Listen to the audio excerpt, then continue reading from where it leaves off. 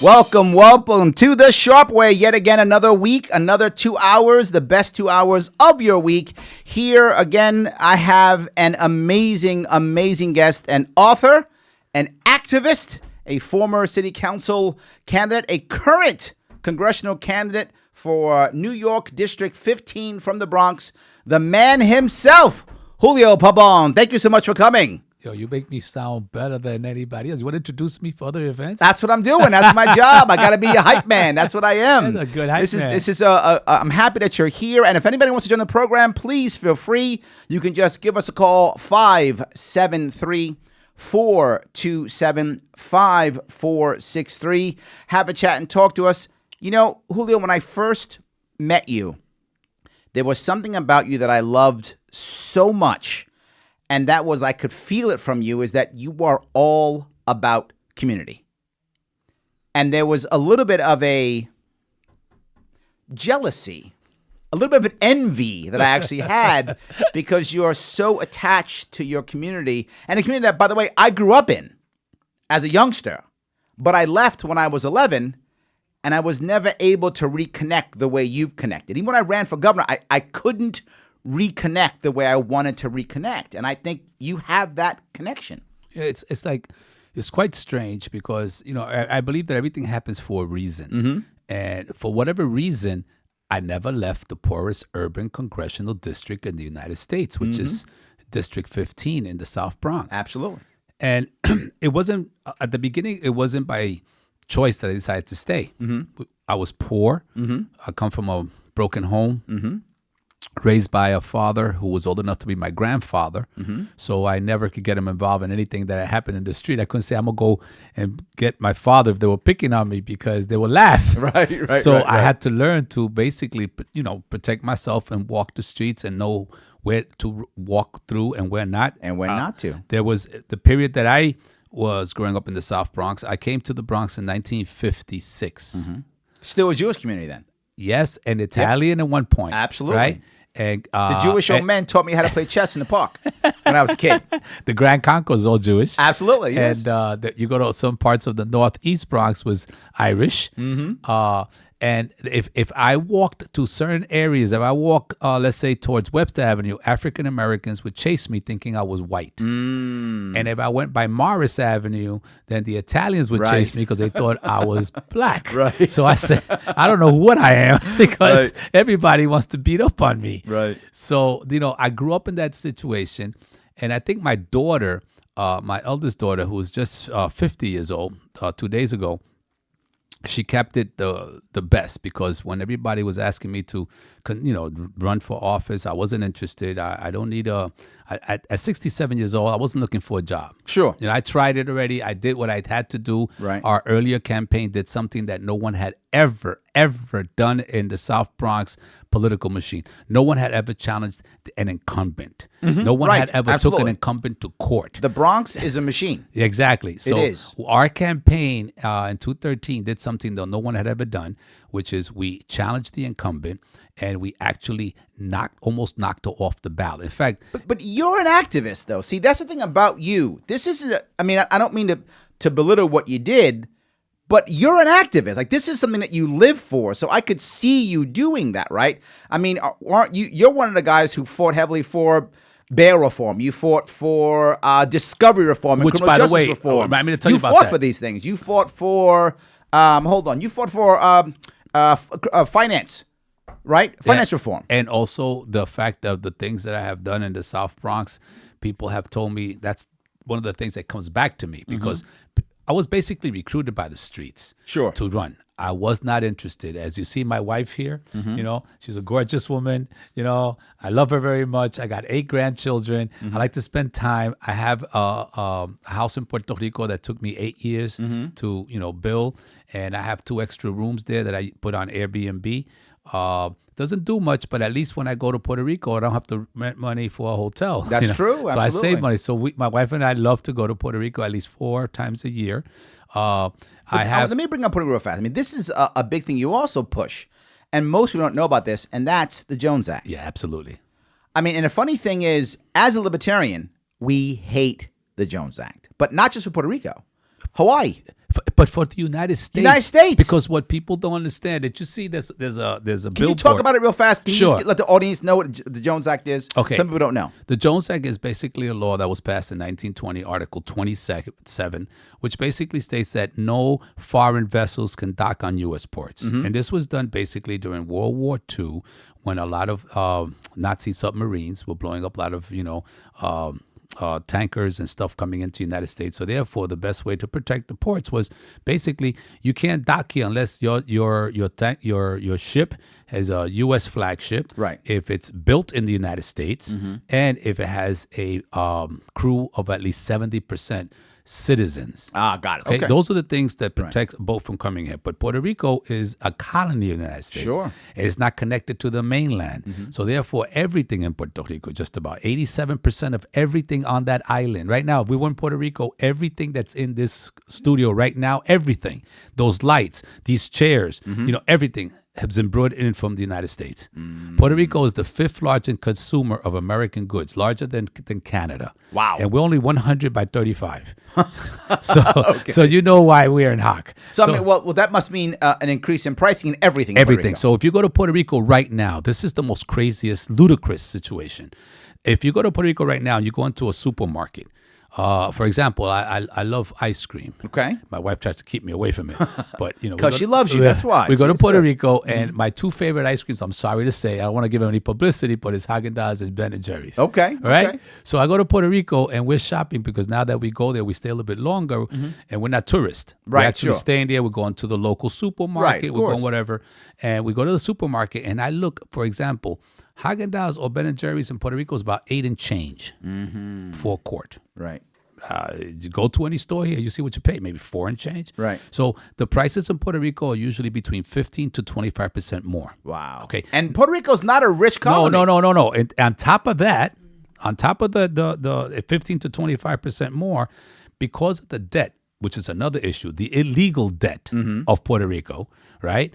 The bottom line is to pay that debt because the president, Obama put together this group to supervise Puerto Rico and the debt. And all they did was put all the people who want to look out for the banks. Of course. They want to look out for their money. So what they've been cutting schools, over 200 and something schools have been closed. Hospitals have been closed. Doctors are leaving Puerto Rico. And then to pay off the debt, you ready for this? They increased the sales tax to 11.5%. Wow. It's bigger than New York City. Bigger than New York City. I didn't think any place could beat New York City. They say, that's not the one. They also increased the rates for electricity. So I'm paying more per kilowatt hours. Puerto Rico pays more for kilowatt hours than any single city in the United States. Wow. An island that's poorer than Mississippi. Wow. There we go. So yeah, I think of course I had to get involved in the Jones Act. Of course. And the reason it affects you as workers, real quickly, because there's a misinformation out there. Okay. People think that, like, for example, 2-3 particular unions, especially through the AFL-CIO, and some people call them the AFL-CIA, I don't know why, but the bottom line is that behind that organization, they're pushing this thing that they cannot go against the Jones Act. And no union wants to touch it because that's going to be eliminating workers. Let me tell you where that's a lie. Go ahead, tell me. It only affects maritime workers. Got it. Okay. It only affects seafarers. Look at those numbers. But right now, we do away with the Jones Act for Puerto Rico, which right now, every single thing that comes to Puerto Rico has to come from the ports in Jacksonville, Florida. In Florida, sure. Do you know that about 10, 12 years ago, there was tankers, 3 of them, leaving from Trenton, New Jersey every week to deliver stuff to Puerto Rico? Baltimore has deep port facilities. They can send stuff to Puerto Rico, right? Miami has deep port facilities. They can send stuff. Georgia has deep port facilities. But no, it has to go through Jacksonville, Florida. So there's some hanky There's panky some going kind of on crony there, capitalism right? going on, for Going sure. on in that, Absolutely. right? So there's a 100%. billboard on I-95 somewhere. I forgot where it was. I think it's past Virginia, and it says it has a big billboard with cars, like backed up, like the Cross Bronx Expressway might be most of the time, like the Long Island Expressway is. Right. And it said, if you're angry that you're in traffic, blame the Jones Act. There we go. Because why? Because, for example, this is how it affects the United States. You are sounding more and more libertarian every time I talk to you. I don't know. Maybe you're in the wrong party. I don't know what's going on Listen, here. the thing is that the bottom line is there's fundamentals in everything, and there's common denominators in everything. That's why we agreed on a lot of stuff. Sure, right? Right. So the fact is that, for example, remember when there was a incident here in the Northeast, I believe it was in Rhode Island, that some houses blew up. Something with gas. That's right. Yep. Mm-hmm. Okay. They were in need of gas. Yep. New England doesn't produce a gas. Where's the gas? In Texas. And Canada. Exactly. Right. But they couldn't bring the gas from Texas that they needed here fast enough. Why? Because there are no U.S. ships. Right. They're not building ships. You know how much it costs to build a ship here? $300 million. Sure. You know how much it costs in South Korea? $30 million. That's what I do in South Korea. But if they build it in South Korea, that ship can't come here. So you and I can't get together and say, yo, we can make some money. Right. Free capitalism, right? Right. Let's invest our money. The Libertarian Party does it. Julio and his people in his block do it. I love it. Absolutely. And we go to South Korea. We get a ship built. We'll finance it because we're going to pay it back. Because now we can go to all these ports, take things around. Right. We can't do it. Can't do it. Right. Yeah. So you're hurting workers here as well. Because Right. imagine if there was no Jones Act. No, I'm with And you. you can bring more ships from different countries. Absolutely. That doesn't increase jobs? Increase jobs, more trade. So Yes. why is the Absolutely. AFL-CIO telling its members that this is anti-workers? Yeah. Because there's some crony capitalism going on. And my son always That's what taught it me is. something. You got to follow the money. But I didn't have time to follow the money because I'm trying to get into Congress. I like it. That's good. Well, the funny thing I want to bring up is you talk often about your own community, which I love. I think about that same thing, and it makes me think about the times when I was a kid in that community. I grew up at 901 Walton Avenue. Your walking distance. That's where I grew up, right? I lived in, 860 Walton. Oh, there we go. Yes, right up the block. Yes. If you remember, there was a pizza shop down there. It used to be called Joe's Pizza. Became Paula's Pizza. Now it's a Subway. I hated to see that. I hate to see that, right? Because Paula was Joe's daughter. So Paula took the pizza shop from Joe, which was great, family business. Now try to find family businesses. It's very hard. Many of them are franchises. And many of the franchises are owned by people who don't live in a community, right? They hire some local people here or there. That's true.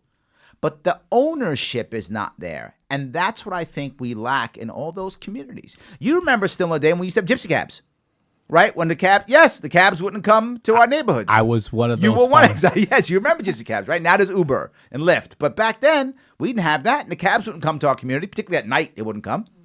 Right? So we had gypsy cabs. We had that entrepreneurship. We had that idea of ownership and entrepreneurship. Everybody wanted to go out and buy and own something, right? All the local stores were either Chinese owned, Indian owned, Italian owned, right? Someone owned the facility. Someone owned it. Hard to remember. Optimo used to be everywhere. It was owned by either Indians or Pakistanis, or someone came in and they owned.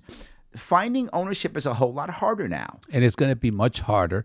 There's a couple of laws that are being placed in. But the bottom line to this is the fact that there's been a plan for the longest. I'm reading a book. Don't know the author because I just picked it up about a week ago and I just dab into it. And basically the premise of the book is that the New York, the soul of New York, the lost soul of New York. Sure. And what they're talking about is exactly what you're talking about. The soul of a city is the people who make up that city. Absolutely. The people who have grown up, who have seen their kids grow up. As poor as I was, the reason that I am sitting here today with you, aside from a whole lot of situations where, I did get some government help. I got a scholarship. So when I graduated, it's not like these kids today that they don't have a job and then they have a mortgage, Yes. So I graduated, and because there was some help for me, I was able to go to school, graduate, and as a result, I am who I am today. But one of the things that helped me also was the fact, because my father was always working and I didn't have a mom, I was always in the street. But there were people in the street that looked out for me in a way like it was like my father. Sure. So if I didn't go to school, there was somebody say, "Se lo voy a decir a tu papá." I'm going to tell your father. So, I had to always hide, So if I cut out of school, I couldn't go anywhere. So why cut out of school? That's gone. Yes. When there was the bodega in the corner, that my father would say, if you need something to eat, right? If I needed to make a sandwich, I can go to the store and I'll put it. And he had a book. Absolutely. And he would put down how much, right. it was. And at the end of the week, my father would come and say whatever it was, and my father would pay. That's gone. Gone. I agree. And the fact is that now with this super hyper gentrification that's taking place in my neighborhood, think about it. I have a guest house, and I have people from all over the world.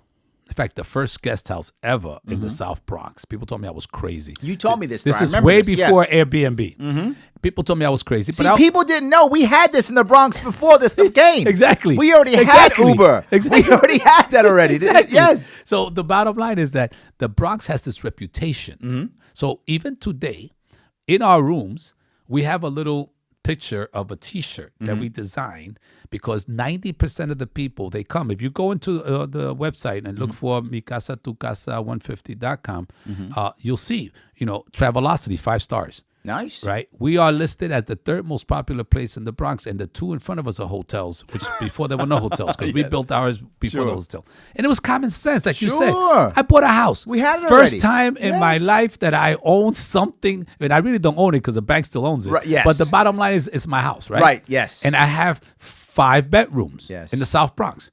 And my kids are all gone. So what I want to do with 5 bedrooms? So I think about it. Well, how many? But our mayor's trying to destroy Airbnb. Oh no, the reason I can do it is only because I live there. Right. But other people can't do it. But my point is that there's always been one thing about being poor is that you become creative. Why did hip hop come out of the South Bronx? This is exactly what I've been saying came out of the forever. South Bronx. The hustle came out of the South Bronx. Let me touch an important piece, which you will hear me say often. The more we add government, the more we remove community. So if we're going to try to remove government, we've got to add community. We've got to have a situation where we encourage communities to grow on their own. Otherwise, how can you remove government? You can't. But you know what's worse?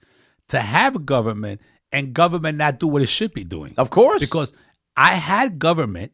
I was tracked to be a mechanic. Nothing wrong with being a mechanic. Love being a mechanic. But in the South Bronx, none of the schools basically prepared us. And when I was in 3rd grade and they asked us to stand up and say, what do you think you want to be? And I said, I want to be an attorney, because I used to watch Perry Mason. Sure. Right? So I wanted to be like him. And the teacher told me, oh, Julio, that is so nice. But you know what? You're so good with your hands. You'll be so good at being a carpenter.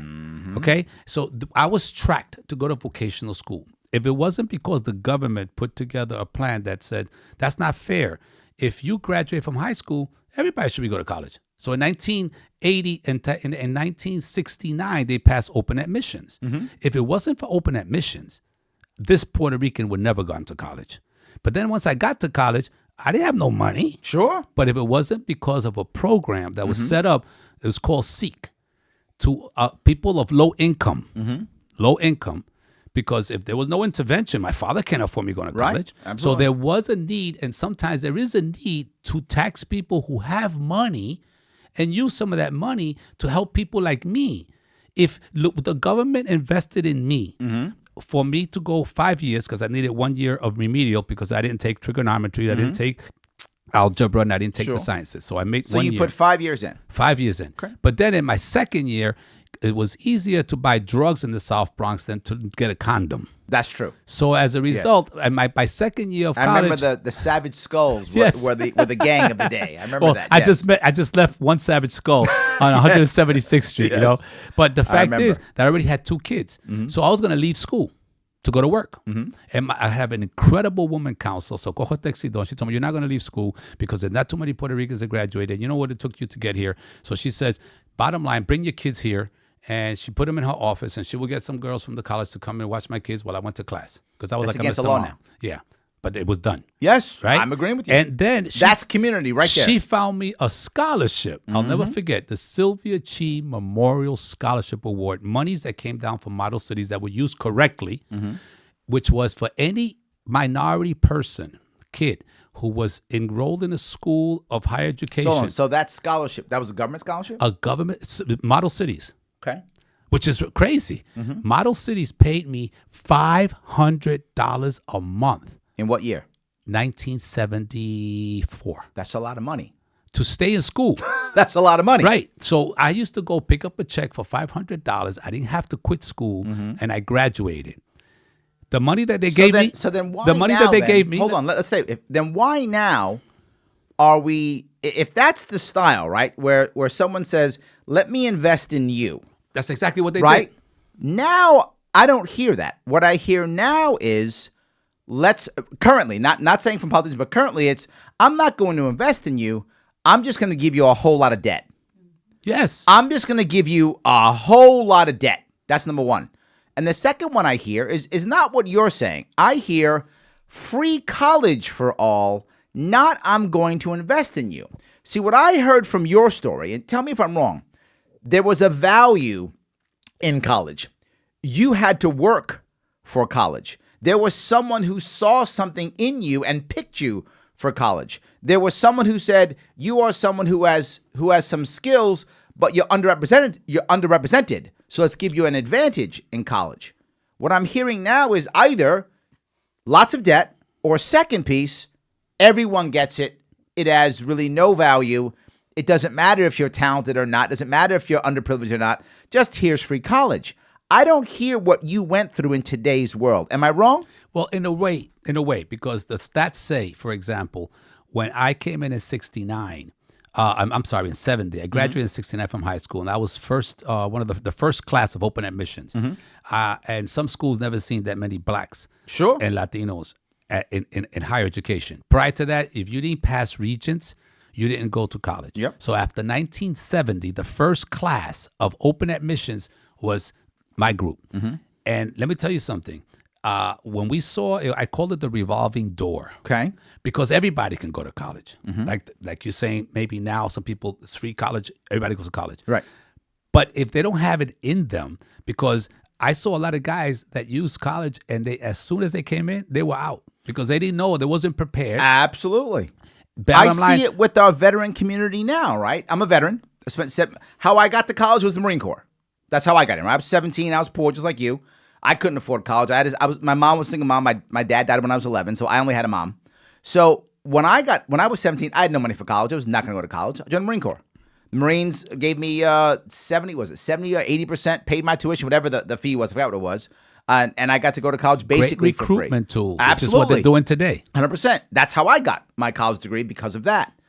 But what I'm saying is, now what I'm hearing is if everyone goes to college, right? What's happening in the military is when they get out, they say, here's college, go. Most of these guys who are actually going to college are going only because someone told them to go. It's their next set of orders.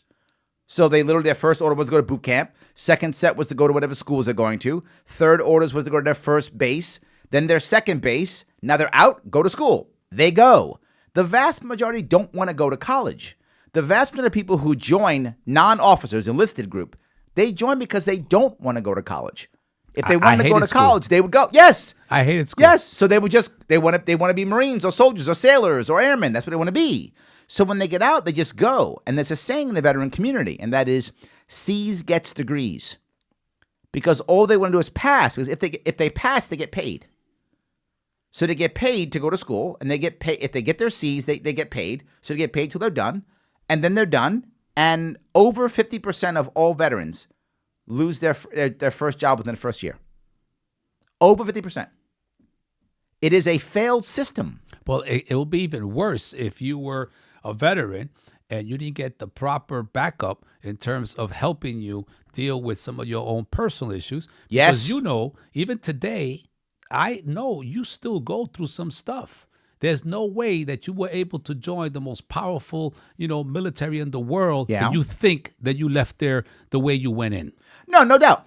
No, they I embedded agree. some shit in you, brother. That, 100%. that once in a while it comes out. I'm going to tell you something's going to sound funny. You may laugh at this. I'm not talking you're the Manchurian candidate. No, but it's true, right? When I leave, when I go outside, you will never see me go outside without a belt on.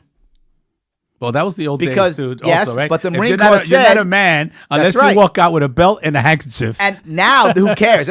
No, who wears belts now? I don't know. Well, half the time in my block they don't, which is why don't. they got their pants down the ground. Exactly. I want to take out a belt and smack them on the Exactly. butt. Say, yo, put that shit But up. I do it because that's what happened in Marine Corps. That was part of my uniform, right? I still remember because I joined when I was 17. So it was my first job. It's how I became a man, right? So all that stuff is still a matter of course. Crazy story. I went through some counterterrorism work when I was in the Marine Corps, right? I was intelligence, my second part. And still to this day, if I'm driving down the road in Queens or wherever, Manhattan, and someone stops in the middle of a block, I will stop and back up. The training that I got in counterterrorism school from seeing an ambush is still, and this is 30 years ago, is still embedded and burned into my head. My wife will laugh because she'll be driving, someone will stop, I'll stop immediately, start backing up right away. I'm automatic. Ambush training. Boom, I back up right away. Right, like I'm not gonna get caught in that. I just back right up, and I'll back up around people, and I'll back. She's like, "What are you?" I'll back in between people all around to get out and go some other way. I won't fall into that. Still to this day, 30 years ago. Well, that's what I'm saying. Yes, that, for example, and I'm not a combat vet. If you go through any of these institutional situations, like and you talk about veterans, let's talk about veterans. Sure. The fact is, you come out. It's not the school that's the problem that they're giving the education. It's the fact that they're not prepared. See, you know what prepared me? 100%. Nobody talked to me and say, "Oh, well, do you know why I stayed in college?" No, because it had girls. Makes sense. I went to an all-boys high school. And when I went to college for the orientation, which I didn't want to go, but this white counselor that got me to fill out the paperwork and say, "Oh shit, you got accepted." I said, I wasn't going to do it, but he just said, "Yo, do it because you got a choice not to go to Vietnam." Right. So the bottom line is I did it, but when I got accepted, he said, "Yo, go to the orientation. What's the worst that can happen?" Right. So I went to the orientation, which was Lehman College. Mm-hmm. I've been in the Bronx all my life. Mm-hmm. I had never seen grass that green. It was beautiful. The park that I was to go through, St. Mary's, was always full of broken bottles. Right. One day I was walking through there early in the morning. There was a guy hanging. They hung a dude from a tree. Mm-hmm. So, there was a poem that says St. Mary's Park where you don't want to walk in after dark, right? But meanwhile, now I go to this orientation. I see this beautiful campus. And then when I had the orientation, they had this gorgeous Latina woman. And she was giving the orientation, but I fell in love. And I said, "Yo, this is college?" She like, "I'm staying I here." want to go to college. I want to go to college. I still remember her name, G. Wow. I like that. She made an impression on me. Gotcha, okay. And I said, "Yo, these women are intelligent. They're doing so." And then going back to the South Bronx and seeing what I had to see every day and then going to college, that was my incentive. Sure. I didn't need a counselor. But today, there's so much interruptions because it's all about entertaining. 100%. So there's no one getting critical thinking. Mm-hmm. So all these guys that are graduated from the same Marine Corps that you graduated from, they're at a different level, bro. It's true. All these people, all they do is they want to brainwash these kids to get involved in the armed forces, which they're mercenaries. Yes. They're mercenaries. Absolutely. And one day when the history is written, all these people that we're giving medals to, they're going to have to reclassify that, put an asterisk next to it because they were responsible for the death of millions of innocent people, of millions of innocent women who were pregnant. So let's go. This is good. You and I agree on many things. And another one of the things is we're really anti-U.S. empire, right? 600, how many bases? Is over 500. How much are we paying for that? A trillion, maybe more. Who knows? If that money was brought back into this country, yes, I didn't have to go through those potholes that I went through. That's right? correct. Absolutely. When we were coming down River Avenue, I felt I was in the freaking, like a river going down, like some rapids. The empire that we build, and this is the thing I bring up. I ask a trivia question when I'm out in front of people sometimes, and I say, "Does anybody know the last time the United States declared war?" And most people say, "I don't know, Iraq or Afghanistan." I say, no. 1942 was the last time we declared war, and it was against Germany's allies in World War II, Bulgaria, Romania, and I think Hungary. Those are the three countries we declared war in 1942. It's the last time we declared war. Yet we've been in perpetual war for 70 years. That's a good point. Yet we haven't declared war in 70 years. Here's the worst part. We haven't won a war since World War II either, which shows we're an empire, because only empires can lose wars. Countries can't. Countries lose a war, they're devastated. Empires survive on war. They thrive on war. That's why they're empires. And this is the part that we got to keep on bringing out to people. Yes. Because, see, when you say that we agree on things, my father always said to me that, knowledge is not owned or monopolized by anyone. It's just out there. It's like air. We breathe it. You and I breathe the same air. Right. So there's a lot of things that you and I can agree because it's common sense. Sure. I mean, look what you just said. How is it possible that we could have been in war for 70-something years, but we never declared a war? But what's worse is how can we continue to take our children and put them through that? Yes. And then bring them back and see them, what I see, because the ones that are going to college, those are the lucky ones. But I've seen veterans that I'm giving money to every time I'm going to go to a 7-Eleven in my block to buy coffee because he's opening the door. We got more doormen opening doors in the South Bronx than they have on Fifth Avenue. Everywhere you go, there's a doorman. There's a woman opening the door at the back. There's a woman opening the door in the bakery. There's a woman opening the door in 7-Eleven. There's a woman, it's incredible. So the bottom line is you have this system where, 60-something cents of our dollar that you and I are paying for. So I agree with you. We shouldn't be paying it. If you're going to use my money to do that, then I don't want to give you my 60-something cents. I agree. I'll give you just 20 cents, and let me keep my 60 cents so I could build my Airbnb. Yes. Before Airbnb, Absolutely. you could have been talking to the Puerto Rican who owns Airbnb. That's true. But yes. It didn't happen. Absolutely. I could not get a government loan. Yes. And they have all these programs. Like I tell you that the government supposedly has programs. Well, if they were to work, maybe you don't have to waste so much of it, but they don't work. There's a program in the South Bronx called the South Bronx Development Economic Corporation. Sounds nice, right? I'm not a fan. Okay, South Bronx Economic Development Corporation. That sounds like a corporation. South Bronx, that's me. And since I already Economics, that's awesome. Economics, and since I I was already trained because I went to college because of a program that was established by the government that really worked for me, I figured, so this is another one, right? Sure. No, it's not. No, it doesn't work for me. No. But yet, a big company, Crony capitalism, that comes in, yes, and they want to give them everything. Absolutely. Fresh Direct comes into the South Bronx. They get a subsidy thanks to Bloomberg, right? Mr. Bloomberg, right? Those of you who are out there listening to Bloomberg, listen to this. He was responsible more for the hyper, gentrification that's taking place in my hood than anyone else. He passed the law in 2005, 2009, 2012 was the last one, which some of you might remember, on Fresh Direct. Fresh Direct was given a nice $300 million tax abatement to move to the South Bronx. But not only, I don't have a problem with that. You want to give that money away, that's my money, but you want to say they're going to bring jobs, which was not true. Because it's never true. They said, never true. Where's this factory at originally? Long Island City. So you're saying you're going to move to the Bronx and you're going to bring 500 jobs with you.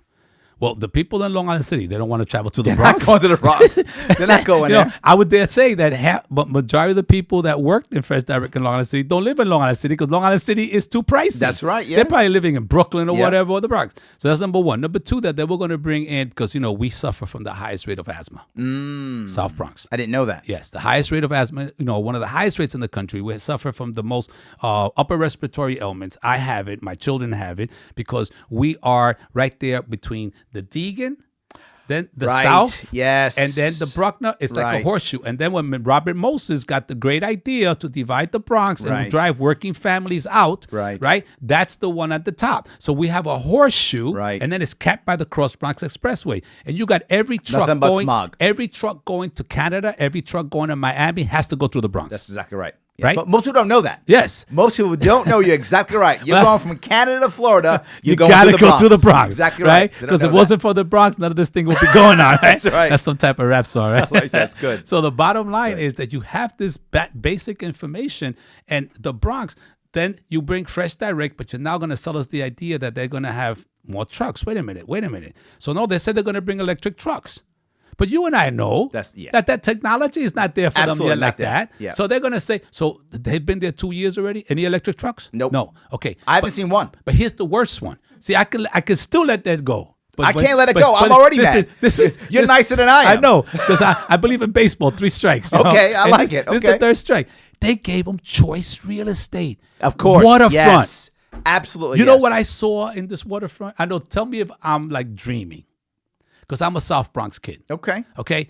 And I see how waterfront is so, because water does something to you. It does. What is That's magical? scientific proof. Yes. Oh, okay, I'm glad I'm on the right path. Yes. So they wonder why people like to look at it, why people like to feel better about it, why people sometimes even have fish, calms you down. Yes. Water is So absolutely. They have a desire to do that. Yes. That the South Bronx, where I live, that nobody wanted to come to until now, right, is all surrounded by water. Absolutely. So I saw myself developing, the entire coast from where I live, 161st, like 150th by the Grand Concourse, going down where they already have a nice waterfront park finally, and then you can skateboard or you could jog all the way around. And jogging, I like that. Yeah, Look and at then this. rollerblade, Yeah, right? sure. And then when you get to near Bruckner, they finally got this bridge built that from the South Bronx you can now go into Randall's Island. Oh, right. Yes, right. That's So right. this is what I imagine. I imagine throughout this whole esplanade, where you can rollerblade, be with your kids, like the West Side Highway with my bike, you go all the way down. Like it. And then everywhere you'll have the local people who are business people who can make some money. Fresh Direct has to take that. I'm sorry. No, but can you imagine? I agree with you. Can you imagine a woman who sells mangoes right now on 149th Street? Yep. Can you imagine her being there? Can you imagine you want to stop and put a little table and give a massage to people? Love Can you that imagine idea. doing some Tai Chi classes there? Yes. Can you imagine having my wife do some salsa classes? How about some tarot reading? How about that? Yeah. I like that too. Can you imagine? Yes. This will be a great incentive to bring tourism to the Bronx. 100%. Because you can go through this whole esplanade where it's all about health. It's all about, nature. And maybe show some people there's a difference between Dominican and Puerto Rican. Yes. How about that?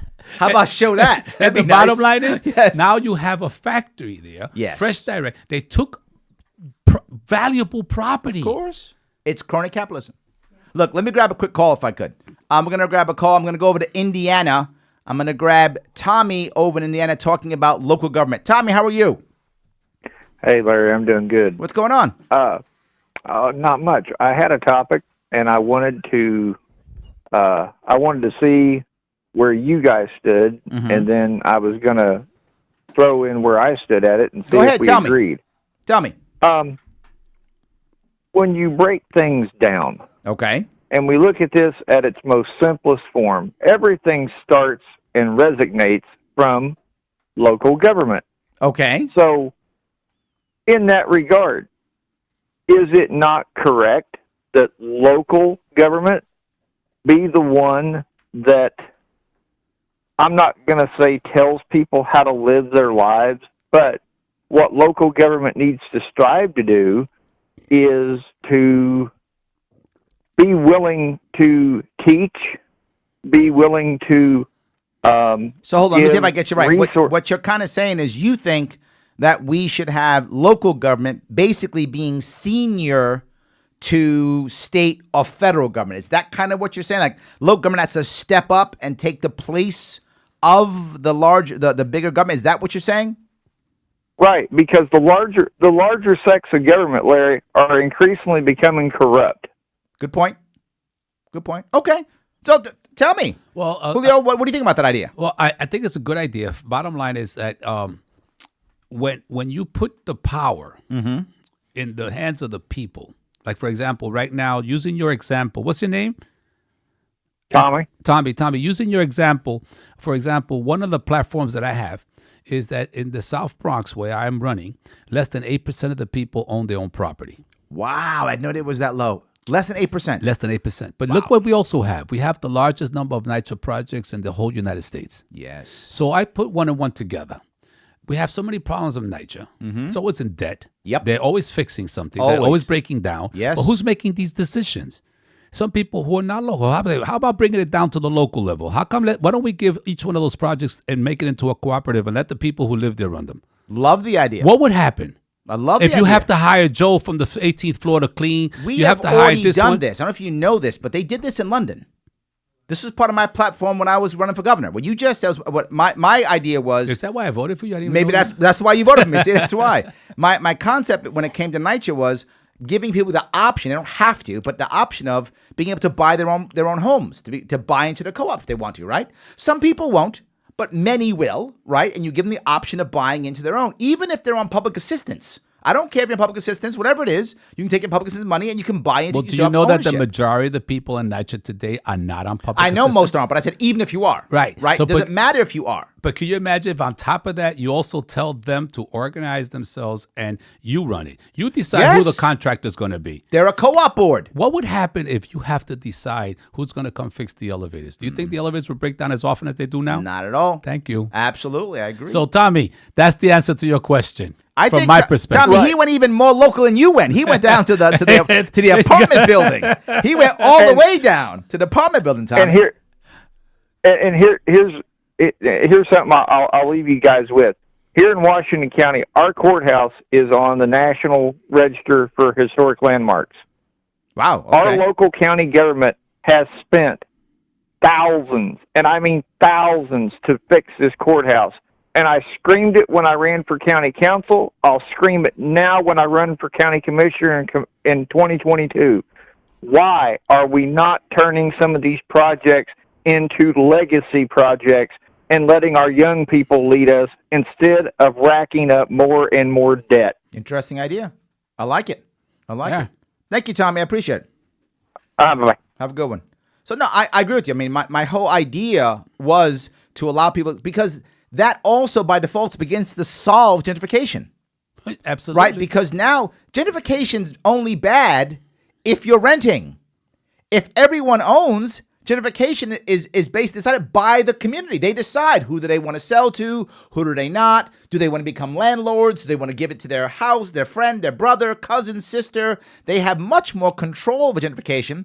And if prices go up, the local community all benefits, not landlords who live in cities far away. What happens when you own your own apartment? You just feel better. You care about it. And you also have equity. And you have equity. And absolutely. And the bottom line is economic development. See, most of the candidates in my district are going to mention this because we are the poorest urban congressional district. Mm-hmm. But I challenge them. Besides, and not to take my plan. If you want to take my plan, take it. But the fact is, I have come up with concrete solutions. That one, if we allow people in the projects to own their apartments, mm-hmm.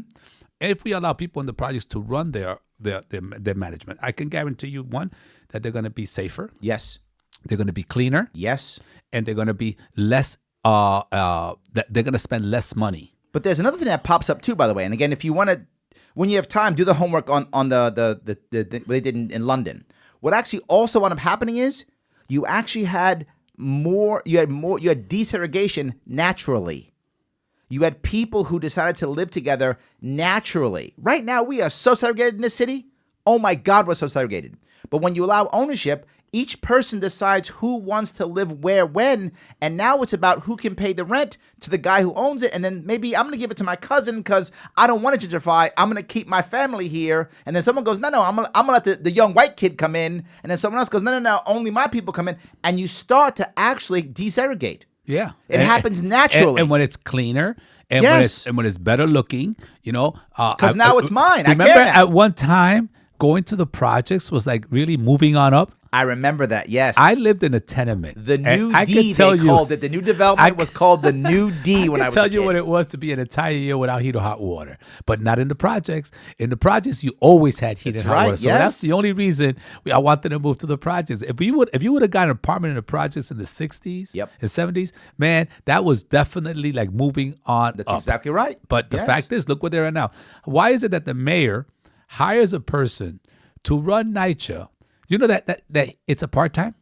Oh, I didn't know that. Yo, he lives in the Midwest somewhere. He flies in every Monday, and he leaves Friday. And he justified that he can leave Friday because he has people here for emergency. But you know how much he's getting paid? Wow, $300,000 a year. Exactly, over 300,000. That's the norm. That's all the time. Isn't that incredible? But I know that because that's how much administrators are paid in New York State. So they paid that. That's how I knew that. And I just pulled that out because that's the number. For a guy who flies out every... Yes. Oh, and I think we are also paying for his travel or... Of course. For whatever. Because that's his commute. We're paying for his commute. 100%. Yes. So that's one job that will be eliminated. I agree. So already 100%. We're making some money. I love it.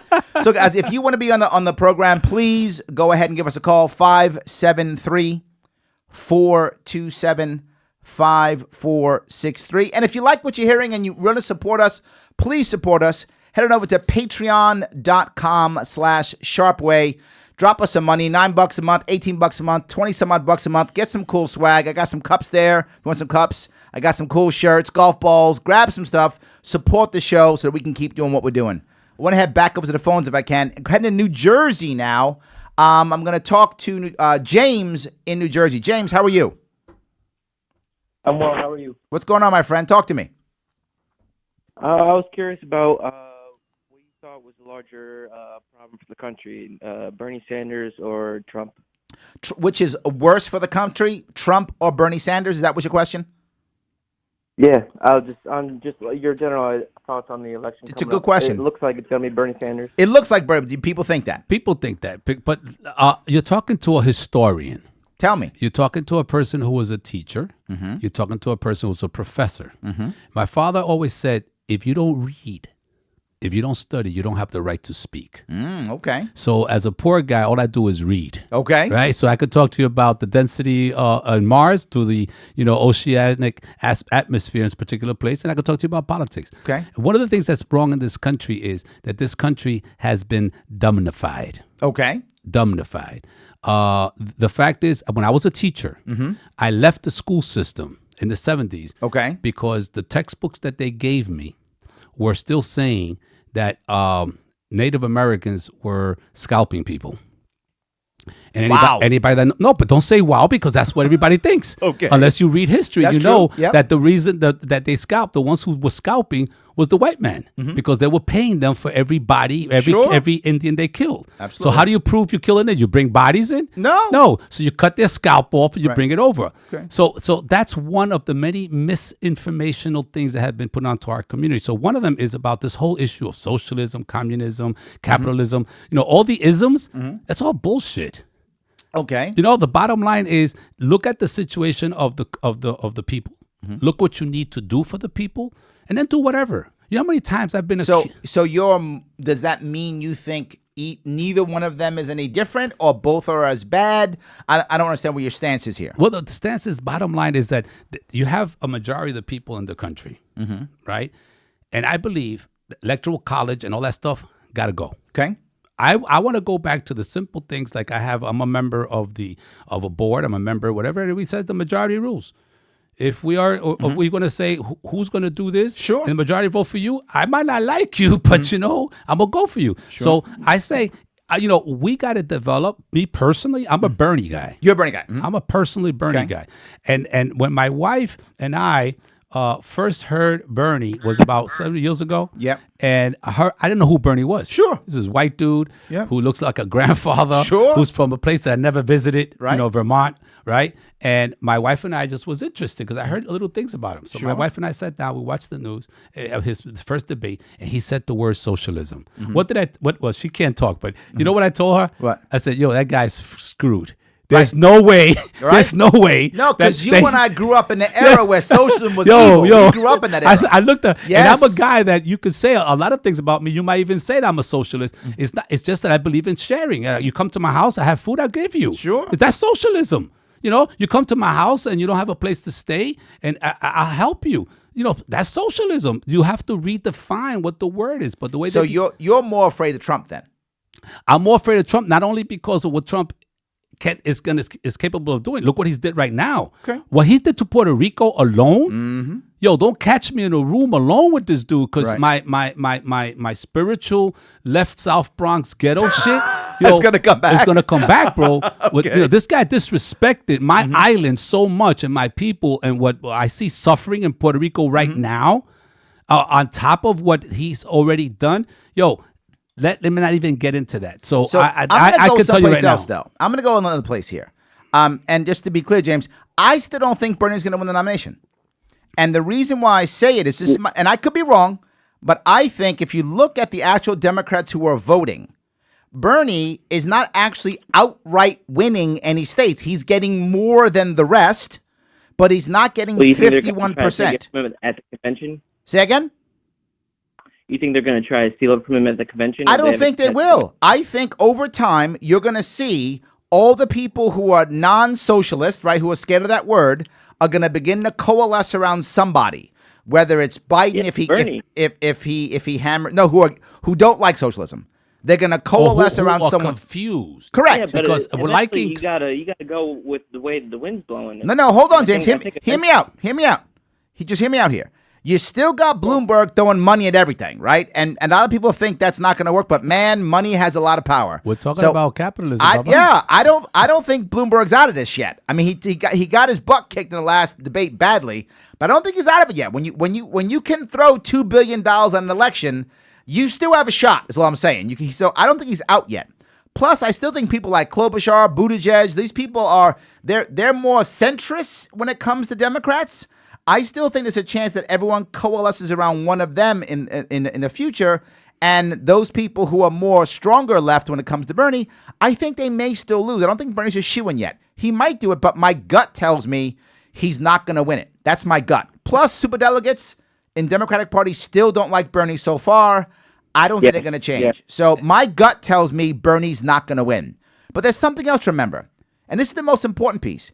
Even if Bernie wins, let's say he wins by landslide and he becomes the president in November, the rest of the Congress is still against him, right? The rest of the Congress is still against him. The Senate still is going to be 100% against him. So even if he wants to put in all these ideas, I don't think he'll get most of them through just because the rest of the country just isn't behind him right now. It will take a second revolution for the Democrats and a socialist part of Democrats to then win the Congress, then to, reappoint enough justices on the Supreme Court to make this revolution happen. He's going to be 90 by the time that happens. Well, one of the good things I'm sorry. Go ahead. Go ahead, James. I'm sorry. James, you should speak. That's my opinion. Go ahead. Well, thanks. What about, so then, I agree, too, that, pretty much his domestic agenda would be blocked because of Congress, but, foreign policy-wise, where the president has a little bit more authority, do you think he'd be better than Trump? I don't really believe his anti-war rhetoric. I think he's a phony when it comes down to it. I think he's just toes the line when it's a Democrat doing it like Obama. He'll go with the war. But when it's George Bush, he'll be against it. So, I do see him being. What I'll tell you about Bernie, I'm not a huge Bernie fan, but man, the guy, he really is the same. He is consistent. That's what they gotta say. The guy's consistent, right? And I see why people like him. He's been, if you watch his speech from 5 years ago, it's the same speech. The guy's consistent. And I think that's why people really like him more than anything else. Look, I'll say it, when I ran for governor, the guy who ran my media was a former Bernie bro. And he came to me because he just liked the idea of a rebel like Bernie. He liked it. And the Bernie bros were like, I like this rebel. And when the Democratic Party kind of stole it from him in 2016, about a third of the Bernie bros didn't come back. They went to Trump. They went someplace else because they were just so burned. They were like, I want brand new Congress. Yeah, they changed everything. Yeah, just everything. I just want to say, just to clue in here, bottom line is that this country, and again, I go back to education. Nothing's going to change in this country overnight. Mm-hmm. True. Okay, and you have to understand history to understand that the powers that be, there is a permanent government here, folks, whether you want to believe it or not. Mm-hmm. Okay. And the fact that we have the majority of this country right now, where a certain group, maybe a few hands of the families, if this would have been medieval times, right, with no education, those people who are supposedly not educated will be picking up pitchforks and knives and rocks, and they'll be storming the castle. If you had the same conditions you have now in medieval times, study your history. So maybe we should have more guns in the streets. I don't know about guns. I don't know about guns, but let me tell you something. The place, but I believe that guns is knowledge. Mm-hmm. Eldridge Cleaver said, I want to fire a bullet of wisdom into the brain of every African American. Okay. So that's what I do. I like to be able to try to educate to the fact that there has to be a change in this country. There is an unequal opportunity here. The majority of the people, and when every day you have over 100 million people that can't, afford either to have something to eat, they have to change their medication, they can't send their kid to school, they're having whatever. I'm a product of that, man. Sure. I might have an education, but the reason I got involved in Discovery for Justice justice because my son was picked up for a bullshit drug charge. No, I remember the story. And the bottom line is that helped change that law. The things that we go through every day. So a guy like Bernie, what he's going to do, and this is what I love about it, is that this whole country has shifted to the right for a long time, which has nothing to do with you and me. No, that's not true. This country's going left. Okay, no, let me tell you, it's been shifting to right mentally. Mentally. As a Puerto Rican who leaves the South Bronx with my wife and my family, you drive more than 90 minutes on 80. Bro, that's America. Yes, I agree. And what I hear and what I see, yes, and what I've experienced around the country because I travel, bro, don't tell me that it hasn't gone to the right. It has gone to the right.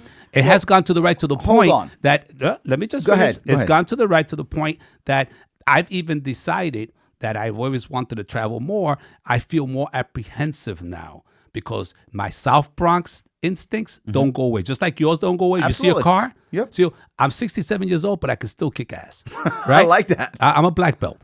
Right? So the bottom line is when I go to certain places, bro, it naturally comes up. I see this person that before might not have said anything, but what has happened in this country today, now they feel more like they're able to come out. Before, if you were a closet, not closet gay, but if you were a closet racist, right, now you don't have to be a closet racist. And when I go into a store with my wife. But wouldn't you rather, and this is a very important point. I'm sorry, James, we jumped way off topic, James. I apologize, brother. That's fine. I'm riding with it. Okay. So, but wouldn't you rather have an open racist versus a closet racist? Wouldn't you rather know that this guy doesn't like you because of the color of your skin or because of your religion or because of your insert thing here? Wouldn't you rather have him out? Wouldn't you Wouldn't you rather wear a sign? Literally wear a sign. I agree, except if you have that racist making decisions that's going to affect my children. If you want to be a racist in the street with me, I'll meet you head on. Hey, I might even have a beer with you. Sure. I might disagree with you. Right. I don't like you. Right. You don't like me. But we like medalla. Or we like, water. Sure. So I could do that. I'm not a violent dude unless you attack me. Sure, Or if of you course. disrespect me, then it changes the game. Sure. Okay? So the bottom line is I don't have a problem. But when you have those same individuals in positions of power that you've put in from the Supreme Court all the way down to the guy who's making the decision of who's going to plant the tree, and that's going to affect me or my children. Today is February 24th. The temperature outside was 70-something degrees. Bro, that's not natural. I've been in this country since 1956. So hold on. James, I think he's been clear on who he's concerned about. Yeah, I think James, I think he's been clear on who he's more concerned about. Oh yeah, I have no problems. I'm more concerned with Trump the dump. No worries. Oh good. Too. Question answered. I think Bernie's good. Oh good. All right. High five on that, B. Boom. There we go. All right. Let me go if I could. I'm going to go on the internet real fast and grab a couple. One is, what is your stance on flavored e-liquids and vaping? Wow. Flavored e-liquids, does it affect the physical or mental being? This is a problem, right? I've taken a very hardcore stand on this, but many people don't. The issue is the science is not clear yet at all. If you believe the vaping industry, it's not smoking. It's very different. It's basically a smog machine, a smoke machine that you would a smoke machine you'd find in the equivalent of a concert you'd go to. If you believe the people who are anti-vape, most of them come from tobacco and pharmaceutical business, they say vaping is the evilest thing in the world and everyone's going to die. So they're not making money off of vaping? Well, here's the issue. As a general rule, the more you vape, the less you smoke. Right? It's a general rule. It's not a 100% rule, but it's a good general rule. The more you vape, the less you smoke. There are several issues here. One, there's a settlement that was made many years ago, the MSA, Master Settlement Agreement, where states get money from a big pool depending upon how much people smoke. So if people don't smoke, they don't get that money. So the local states want people to smoke so they can keep getting that money. They're supposed to put all of that money towards smoking cessation programs, which but they is don't. The commercials that we see once in a Correct, while. but no, most of that is actually done through private donations. They only put about 6 or 8% of that money towards that. The rest the state just keeps. For what? For the general fund. That's what happens usually. So that's an issue. But I stand completely in favor of the vaping industry. And I do it for several reasons. Number one, even if it is as bad as smoking, which I do not believe because it isn't smoking, but even if it is, you don't ban smoking, why do you ban vaping? Just make smoking the same as vaping then. Put a warning, you're an adult, good luck, right? Same as anything else, right? Why would you ban it? If it's as bad as smoking, I don't believe it is. But not just that. Why would you destroy a local industry that is about reduction of harm? People use vaping to stop other bad habits, like smoking, like overeating. They use vaping to stop these bad habits. So even if vaping is bad, I don't believe it is, but even if it is, it's not as bad as being 300 pounds overweight. It's not as bad as smoking 3 packs a day. So either way, you're better off, regardless of what you think about vaping. But there's something else that vaping does. If you've ever gone to a vape shop, in every single vape shop you go to, there is something like TVs or couches or a bar. There is community in vape shops because there's people trying to stop things. And when you're trying to stop bad habits, what's the best chance of stopping a bad habit? Community. It's the best chances. Support system structure. Not just that. Every vape shop I know is owned locally. It's local people who open up a shop that they believe in, and they're in that shop. Every single one. And on top of that, it is entrepreneurship for the products you make. And the last piece I'll bring up, and I've taken a very hard stance on this, and some people disagree with me, but I'm 100% in favor. The last piece is the people who've died from vaping. It's all from black market vapes. Nothing was sold out of a store. I asked the same question. Of the 6 or 8 kids who died, what store did they buy their packets from? They go, oh, they didn't. I know, it's black market. The store owners were doing the right thing. They were following the regulations. They were following the rules. They were carding the people. So they couldn't get that product in the store. They had to get it on the black market. And what does the black market put in it? Whatever they want to put in it. It doesn't matter. It's the black market, which is why people die. Whatever they want to put in it. Whatever's cheap. Whatever will get someone to buy something. They don't care. There's no repercussions. So when you ban the liquids, all you do is you reward the black market for killing kids, and you punish the store owner who followed the rules. That's why I'm for the legalization of marijuana. There we go. I agree with you. Same exact thing. I completely agree.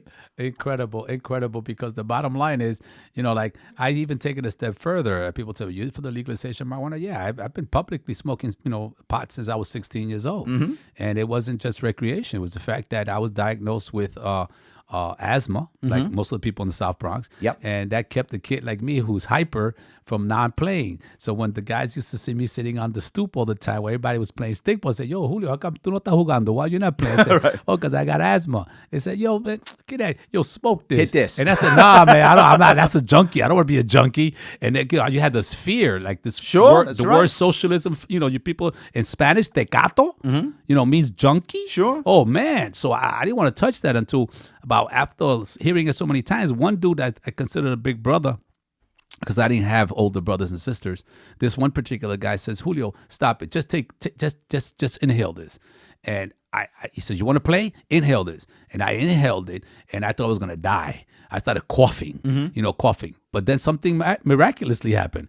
After the cough went away, my lungs and my energy, bro, I was playing.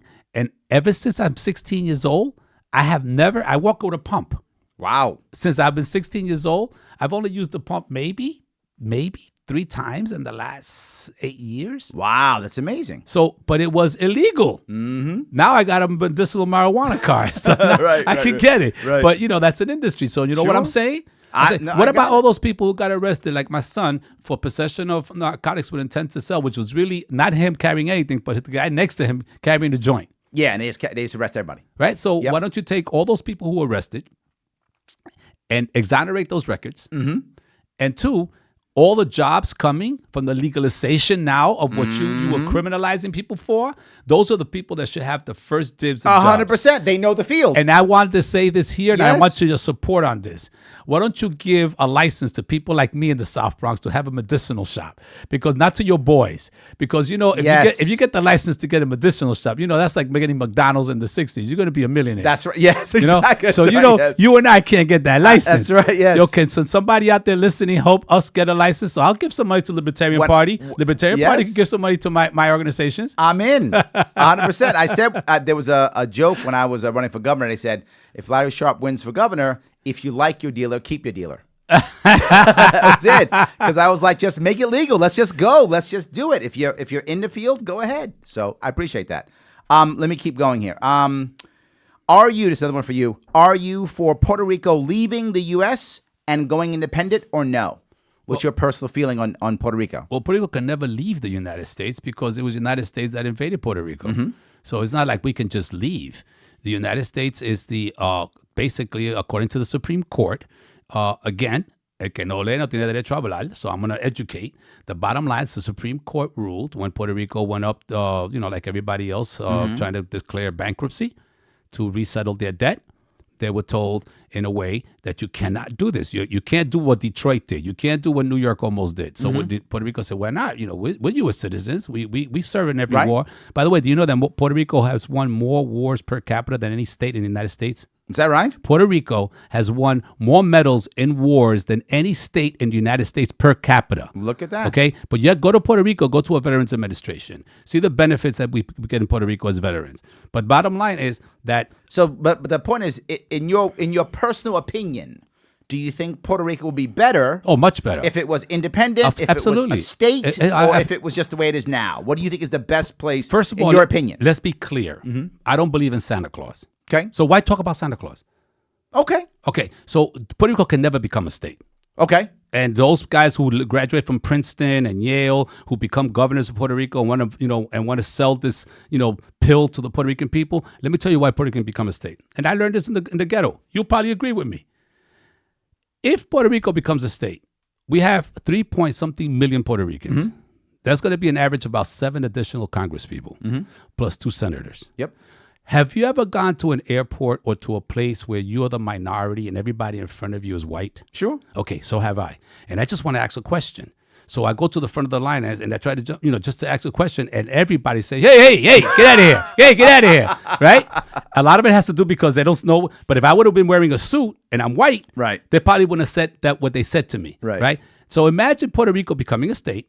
We go to the number 49, 48. 47, 46. Puerto Rico will be the 36th most powerful state in the United States. Okay. So you're telling me that Montana, Wyoming, Vermont, and all these other states are going to say, you know what, let's let Puerto Rico come in when we're the poorest, poorer than Mississippi. Got it. We're still brown-skinned. Y no hablamos mucho inglés tampoco. Right, exactly. So Yes. you're going to tell me, so why waste time on that? We're going to bring the Quebec in. You're so, right. Yeah, so why waste time on that? Okay, all right. So, okay. So let's talk about the real deal. Okay, all right. Let's see. What are your thoughts on the Harvey Weinstein verdict and the Me Too movement? Did you hear what happened to Harvey Weinstein this morning? No, I'm sorry. No worries. Harvey Weinstein was convicted of 2 of 5 counts this morning. The 3 top heaviest counts, he was not guilty. Only the 2 lowest counts. And it looks like he may do up to 25 years in jail. The 2 life sentence ones he was not guilty of. There was one that was up 1 to 4 years and one that was up to 25 years. He was convicted of those 2. Sentencing will be in March, and they did remand him. He is in jail now. Wow, that's incredible. I mean, the fact is, I'm a grandfather of 2 beautiful granddaughters, and I'm a father of 2 gorgeous, loving daughters. One just was 50 the other day. So I'll do anything to defend my daughters. And if someone sexually abuses my daughter, I'm a guy that's not violent.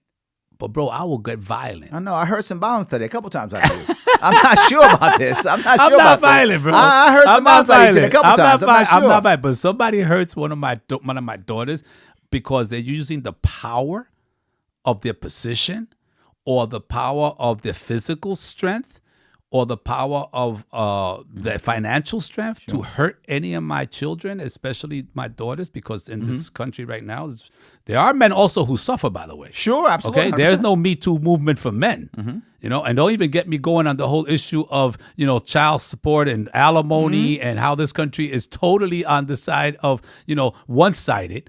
No, I stand for the father's rights movement too. You are on exactly the same page. All right. I've spent more than enough time talking about that, preaching about fixing family law. You and I, again, we're on the same page. So the bottom line is, about Weinstein. I'm actually satisfied with the outcome, but I'm not exactly satisfied with the way it was done. There are two differences. It's a nuance. It's a very good nuance here. What the jury said basically is, we don't believe he's a rapist. He's an abuser. And I'm actually happy with that because I think that's true. I don't think Harvey Weinstein was a rapist. Like, he didn't go out and grab women and do that. But he's an abuser. That's true. He's a bad guy. That's true. And what I have a personal issue is, because I know women who've actually been raped. And I have an issue when society says, if I tell a bad joke, that's rape. That's bad, and it should be, but it's not rape. When you put everything into the bucket of rape, women who are actually raped actually get belittled. So I want to retain the nuance of bad guy abuser, but not rapist, because no matter how bad he was, and he was a bad guy, and I'm glad he's going to jail, the women still consented. It was a bad system. I think the best thing that can come out of this is we break that system to where now a woman doesn't think she needs to do that to get ahead. If that doesn't happen, this Harvey Weinstein trial was a waste of time and money. But if it does happen, if they actually say, let's break this horrible system, a woman should not feel like she has to sell herself or degrade herself to get ahead. If they break that system, totally worth it. And Harvey Weinstein goes to jail. He's probably going to die in jail because he's 67, 68, and he's got 25. The judge will probably max him at 25. So he's probably going to be, and if he goes to Rikers, they might shank him before he even gets to prison. I'm serious. How about if Trump commutes his sentence?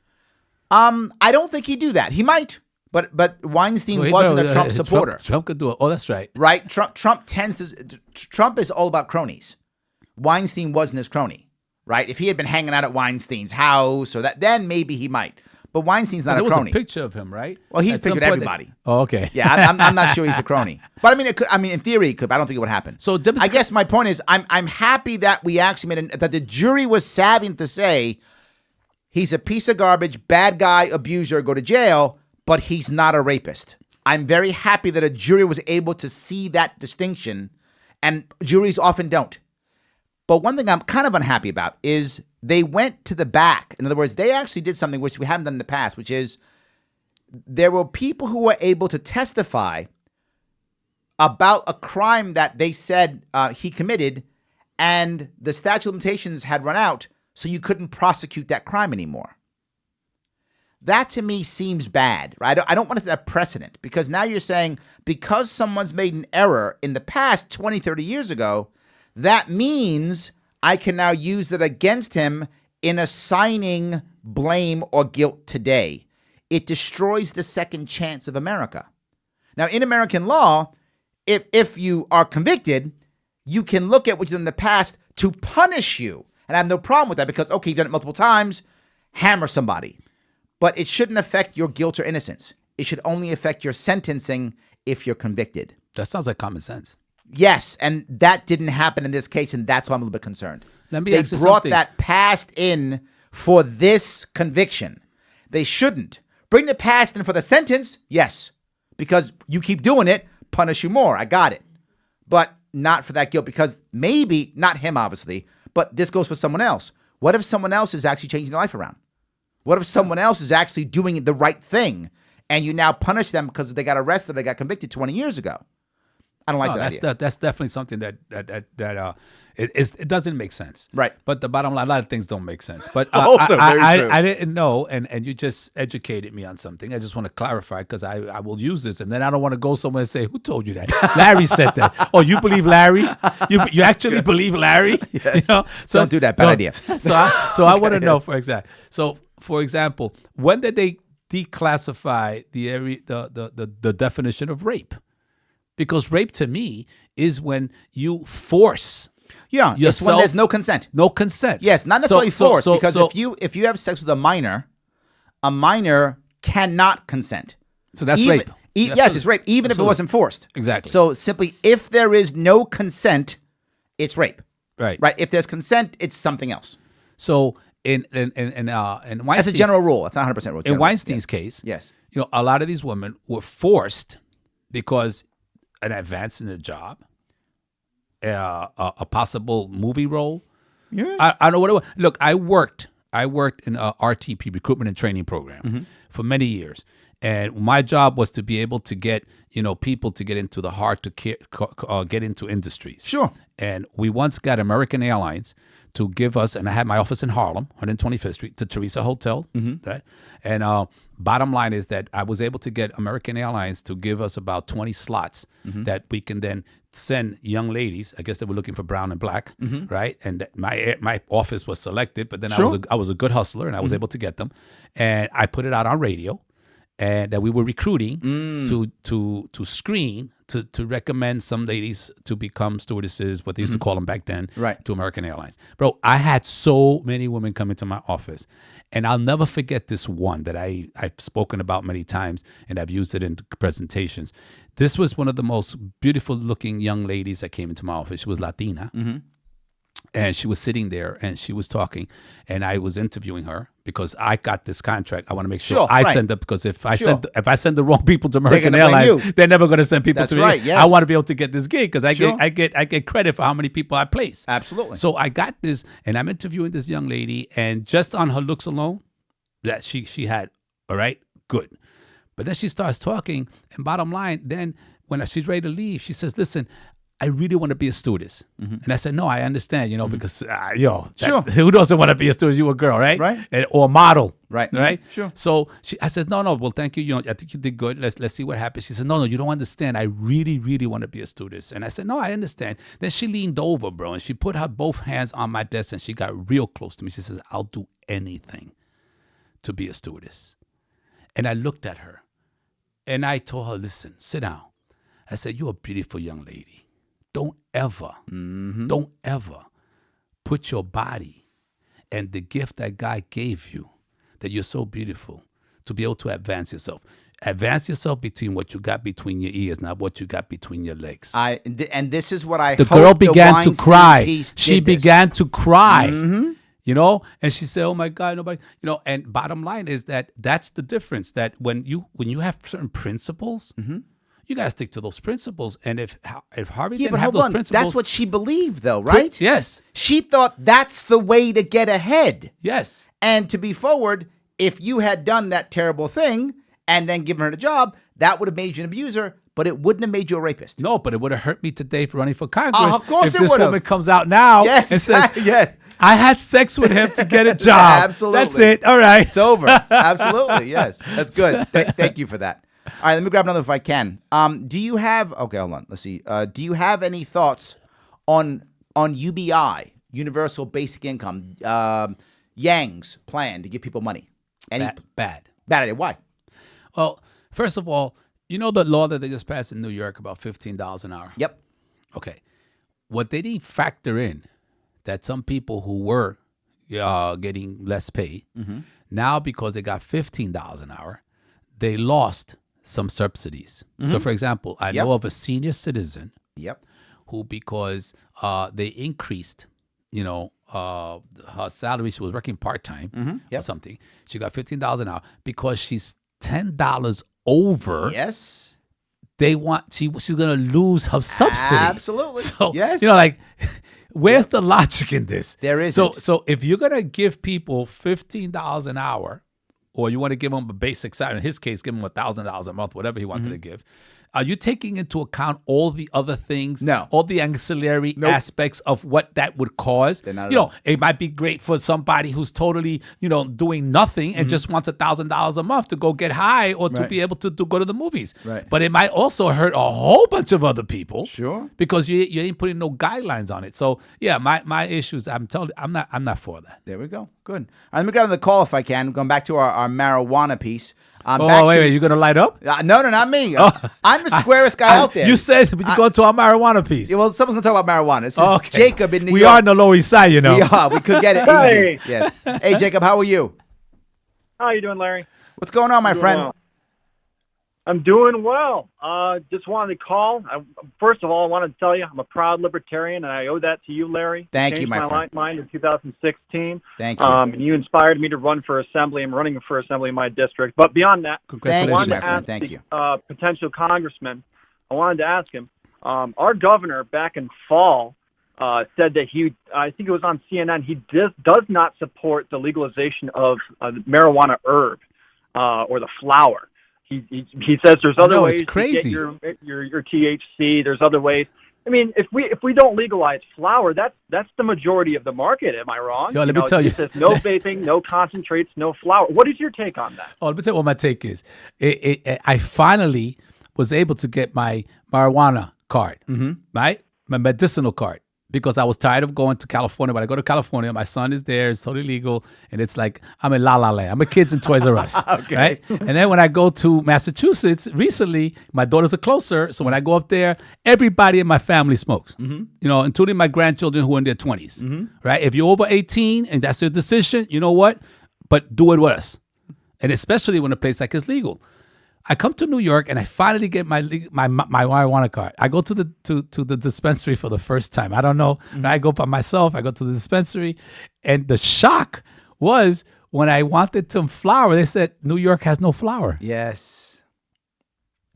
New York has no flour. Yes. What are you kidding me? Yes. I mean, come on. So I asked her, so what do you got? And she said, well, we got this, we got the oil, we got this. I said, but, I like flour. Right. So, yeah, you're losing a customer. I got to go back to Massachusetts. Exactly. Yes. Yes. So that's my answer to you. Great, but where's the actual smokable stuff, Yes. Yes. No, yes. and my entire point is the reason why I think Cuomo will only...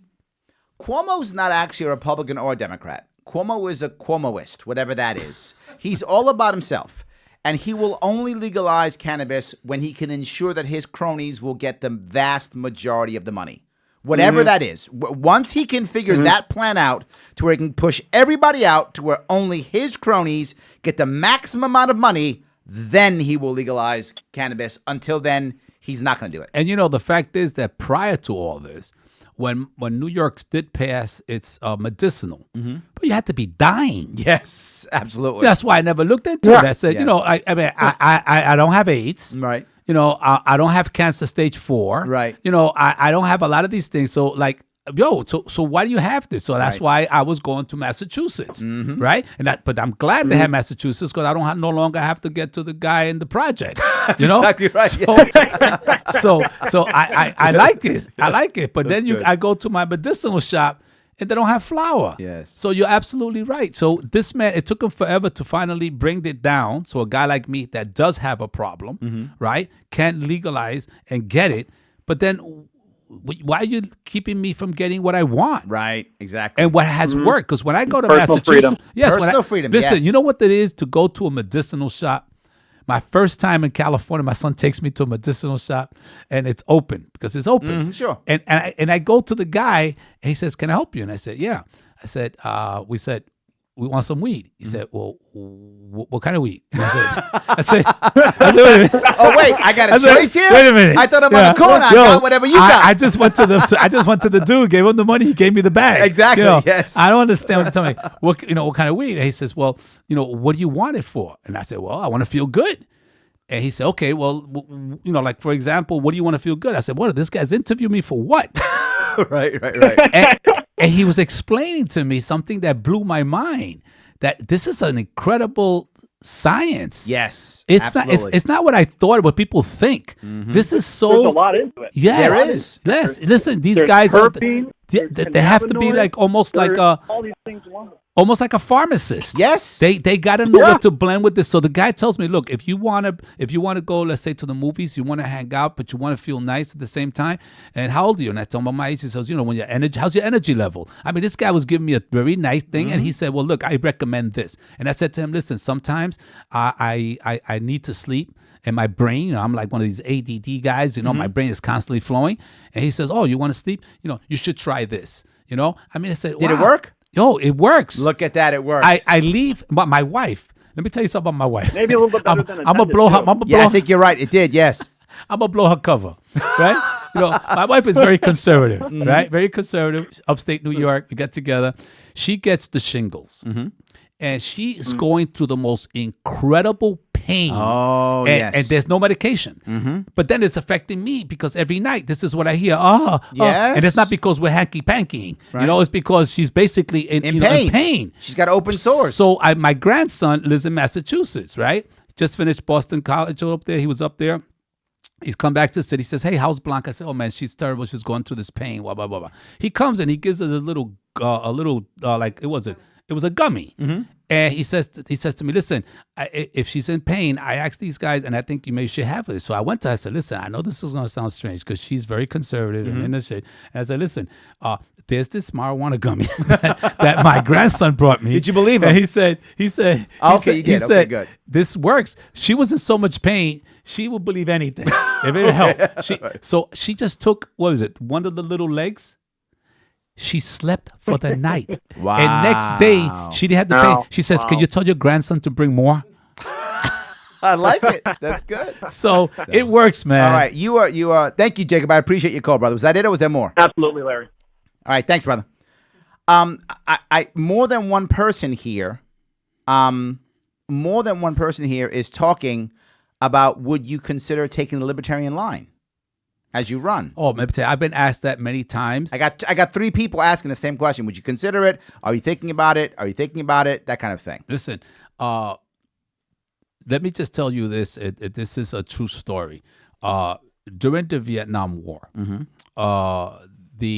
there was a conference in Canada. Okay. Oh, hold on a second so people don't. For those of you who aren't in New York, we have what's called fusion voting, which means you can be on multiple lines. Most states don't have it. Only about 7 states in the union have it, where you can actually be on 2 or 3. You can be on the Democrat line, Republican line, conservative line, libertarian line. And people are asking if he would also take the libertarian line and Democratic line. That's what they're asking. So bottom line is, I go to this conference in Canada. I was against the war, and I go to this conference in Canada, and they have a female Viet Cong that she couldn't come to this country, so she's in Canada. And at that time in the 70s, you had those who were pro-Mao, you have those who were pro-Soviets, you have, so many divisions. Everybody's pro-somebody. Right. I went to this conference because I was interested in the subject matter, right? And they asked this woman, and they were being critical of those who don't support the Chinese were being critical of her because they were part pro-Soviets or whatever. Anyway, the point was that they said, how can Vietnam, why would you support and get weapons from the Soviet Union, whatever. And she said something that was so common sense that I used like for the Puerto Rico. She said, when you're on the floor and an enemy is trying to put a knife through your throat, and you have absolutely nothing to fight, and your hands just reach out, and somebody puts a gun in your hand, you don't say, excuse me, before you put the knife in my throat, who's giving me this weapon? Right. You just take the weapon and you defend yourself. Right. So my point is that I said, listen, what I'm going through in the South Bronx, it's an experiment for all of us. So I'm open. That's why I'm here. That's why I've talked to you. I've gone to your meetings because there's a lot of similarities. Sure. And the fact is, in order for us to break the monopoly of what they have in the South Bronx and in the Bronx in particular, and what they have in the city and in this state, we have to start somewhere. So I'm calling this, and people are afraid of this, but I got to throw it out because, again, we have to educate people. Sure. I say I'm starting a revolution in the South Bronx. And people allude that to Bernie or allude that to violence. No, again, el que no lee no tiene derecho a hablar. If you don't read, you don't have a right to speak. Go to the dictionary and follow the true definition of revolution, which means a total change. You cannot change the poorest urban congressional district if you are a regular politician. Sure. If you're a regular politician, and half of them are running, of the 11 that are running, and they're going to get in there, they're not going to do anything. Nothing. And then the others Yes. who don't even live in the district, who want to come into the district. And then you have one that was recently endorsed by AOC, which I think was the biggest mistake she did, because she proved that she's not as democratic as she says she is.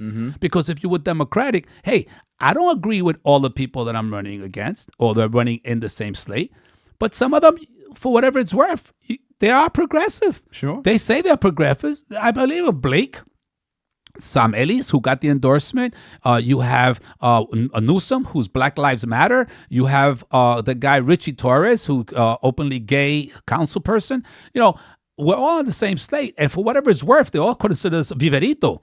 You know, they all consider themselves progressives. Mm-hmm. So there should have been at least a process by AOC to at least interview these people, and then you want to defy you. But she did the same thing that they did to Bernie over in the convention. She did the same thing. So you're saying now she's playing the same game. I would imagine, because I can understand why her PAC just picked this young lady because she's a woman. Is that what it is now? It's all females. Is it because she helped her in her campaign? Well, I got 4 people in my camp, 4 that were top supporters who worked with, and one of them is in the movie. That movie. Yes, okay. I saw, yes. One of them is in the movie. So I have 4 people who worked on her campaign.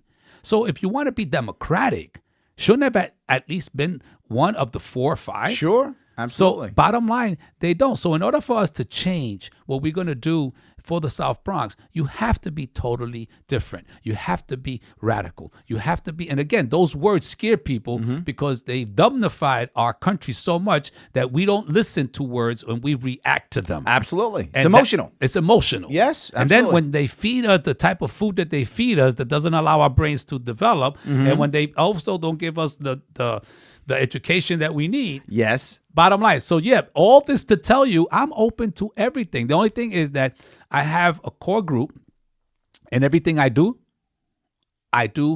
by consensus. Sure. So when I decided to run, because people in the streets were asking me, my wife can tell you, she's here, she could nod her head. I didn't just say I'm going to do it. I said, I want to talk to people. Sure. I went to the streets. And then when after everybody I spoke to, or like 99% said do it, I went to my family, to all my children. So let me go. And then to my wife, who had veto power. Of course. And she gave me the nod to run. So let me ask. I mean, you brought up an important piece. You brought up that I feel like, and tell me if I'm wrong here. I feel like you're saying just because AOC is popular doesn't mean you support her.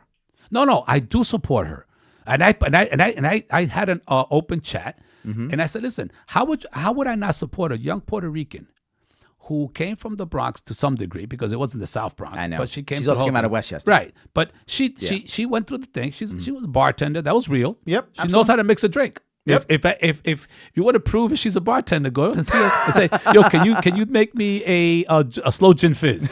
And if she can't, then she jive, right? Okay. But she can do that, right? So you gotta respect who she was and what she is. And the fact is, when I see her on TV, when she's asking questions, while most politicians are there asking a question so they can get publicity, sure, and aggrandize themselves to their population back home, she's asking questions that's really into the heart of these people. I respect that. Okay. I respect intelligence. So let me go then to Cuomo. But I have a problem. And I think that was a big problem, and it showed it was a crack. She's non-infallible. Of course, yes. She's a human being. Absolutely. And yes. I felt that was shown clearly. So in a way, I want to help the sister. So if anybody out there listening to me, tweet her and tell her, listen, what you did in the Bronx in CD15 was undemocratic. Okay. How about Cuomo? Do you support Cuomo, not support Cuomo, kind of support Cuomo? Where are you on the Cuomo scale? I voted for you. Thank you. Okay. And the thing is, I voted for you without knowing who you were, not knowing too much about you, read some things. But I believe that, you cannot give people absolute power. Yes, absolutely. And absolute power corrupts absolutely. Sure. And I think that, like you, I have seen certain things within this governor we have that he basically thinks he can get away with a lot of things. Yes, he does. And I'm afraid that you can't feed that. So I wanted him, if he was going to win, it was going to have to be like, right. I barely made it. Right. So I better do a lot more. Right. Maybe get some flour into the state. Exactly. Do something. Yes. Because a lot of people don't seem to like me. Right.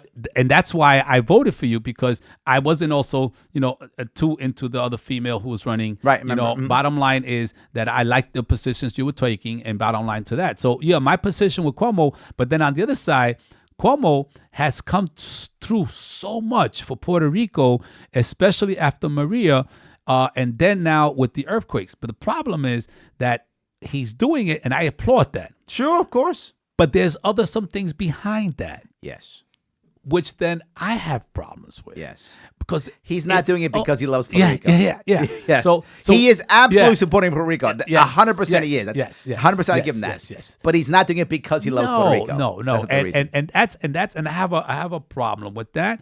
And people don't seem to see that.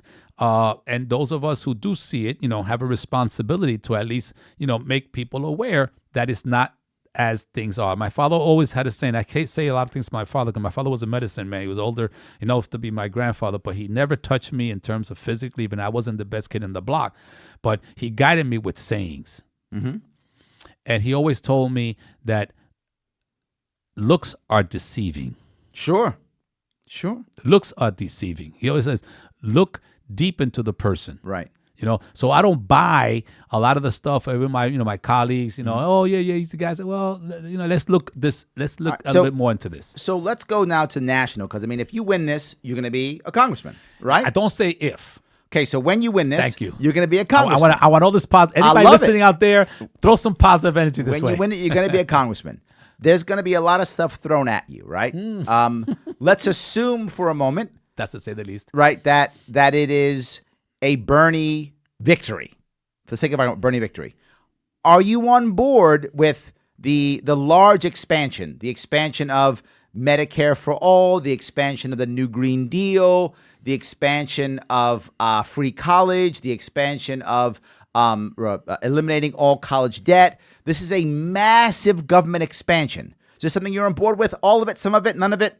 I'm on board with a lot of that stuff because it's common sense. How do you pay? How do you pay for it? That's the biggest. That's the biggest issue that every Democrat. Yes, always the same thing. Biden says it. Buttigieg says it. Bro, and they all yell. And they're how do gonna you pay keep on for saying that. I gotta keep on saying it. And I'm saying all I know is, look, I'm not an economist. Sure, but I'm a common sense dude. Okay. If we can maintain over 500 bases around the planet. Mm-hmm. And have you ever been to a base? I have. Many of them. Okay, so you go to a base, you know what it's costing. They're small cities. And then you add to towns. that the monies that we have spent on a war daily in Afghanistan. Sure. I remember that tractor trailer that was full with $100 bills. And it got lost? It got lost? Yes. I remember that one. I'm glad to see. See, that wasn't something that I made up, right? Yep. No. Okay. No. Okay. It's lost. Lost. Yes. Right? And the day before. One of my buddies was actually, when he got out of the Marine Corps, he went back as a contractor. His job, literally, was to hand out money. Okay. Thank you. Yes, his job was to just, literally, people came by, he would hand out cash. The government paid him to be a teller. To hand out money. Yes. Yeah, and I have a nephew that's Black Ops, and I hear things, right, about something similar, sacks of money. I said, yo, you blew it, bro. They tell me you blew it. If I could have got you, you could have gone to Afghanistan. You could say you're going to be doing this, and you just go there, an invoice, and you just walk out with a sack of money. Yes, so it's incredible. So if that type of money is out there, I'm saying, well, can't we put some of that money here? Look, you're if I'm with you, what you're saying is you're okay with most of the expansion if you, I guess, dismantle the empire. Is that what you're saying? Well, now, I don't know. I don't like to use words that are negative. Dismantle sounds negative. Okay, but I'm thinking that we have to reevaluate. Do we need 500 bases around the world? I'm sure we don't. You're probably right. Yes, right. Sure we don't. Yes. Do we have to continue to get into a war every once in a while? And who's making the money because of those wars, right? The day before 9/11, Cheney was going to make a press conference because he had to explain how the Office of Management and Budget found there's almost $1 trillion that they couldn't account for. Right. Yep. I'm not talking about billion. Yep. Am I correct on this? Yeah, it sounds absolutely. Okay. They can't. We are now at 23 or $24 trillion in debt. And then there was $1 trillion that the Office of Management and Budget could not account for. Correct. Yes. Right? Cheney was going to have a press conference. 9/11. So who's asking questions about that? No longer important. So if you talk about that amount of money, Larry, you're talking about an incredible amount of money. Okay. Just on that alone. I got you. So let's say someone who wins the presidency is someone who's not a Bernie, right? A Buttigieg, a Klobuchar, Biden, whoever. Say that's the person who becomes president. They're not going to be so much into that at all. In fact, they're probably also going to be more hawkish. They're going to be about keeping the wars going. They're going to be about keeping the troops overseas. They're not going to be that way. How are you going to handle that Democrat president, assuming that now it's someone who's not a Bernie type? Now it's more of a Biden, Buttigieg, Klobuchar type, who's going to do some of those things, but really just going to keep the war, kind of going to keep the status quo. Is the Libertarian Party into getting rid of those type of people? What do you mean getting rid of them? Well, I don't mean physically. Okay, good. Thank you. We are a non-violent party. But totally I mean, non-violent. in terms of running against them or whatever. Because the bottom line is that you as long as you have just two parties in this country, as long as you just have, let me tell you something. I supported McCain. I said it again. I supported McCain on one issue only.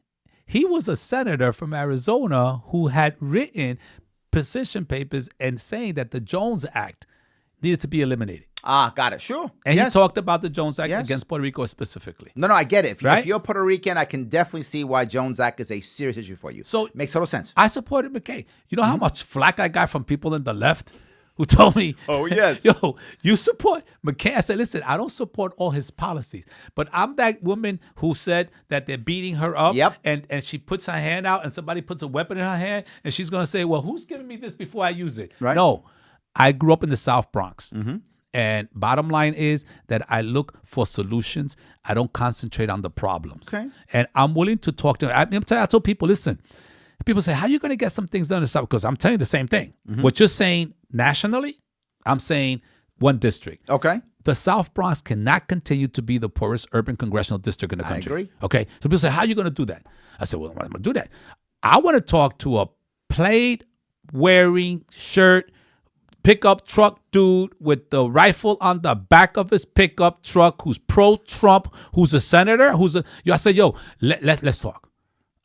I need you. But guess what? You need me too. What do you mean I need you? What do I need you for? I said, well, don't you agree that we should be a powerful country? Oh, yeah. I said, well, you know that the Supreme Court said that Puerto Rico is an unincorporated territory of the United States. It's a territory. Yeah. We own it. And you know who's responsible for that? You are. I am. Congress. Right, sure. Congress makes all the decisions for Puerto Rico. It's not the lamed up governor and of Puerto Rico. It's not the president. It's Congress. Sure. So all 435 of us should protect Puerto Rico. Why? Because it's a territory. But why should we protect it?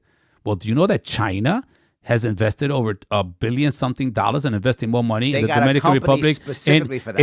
In Costa Rica, in the Caribbean?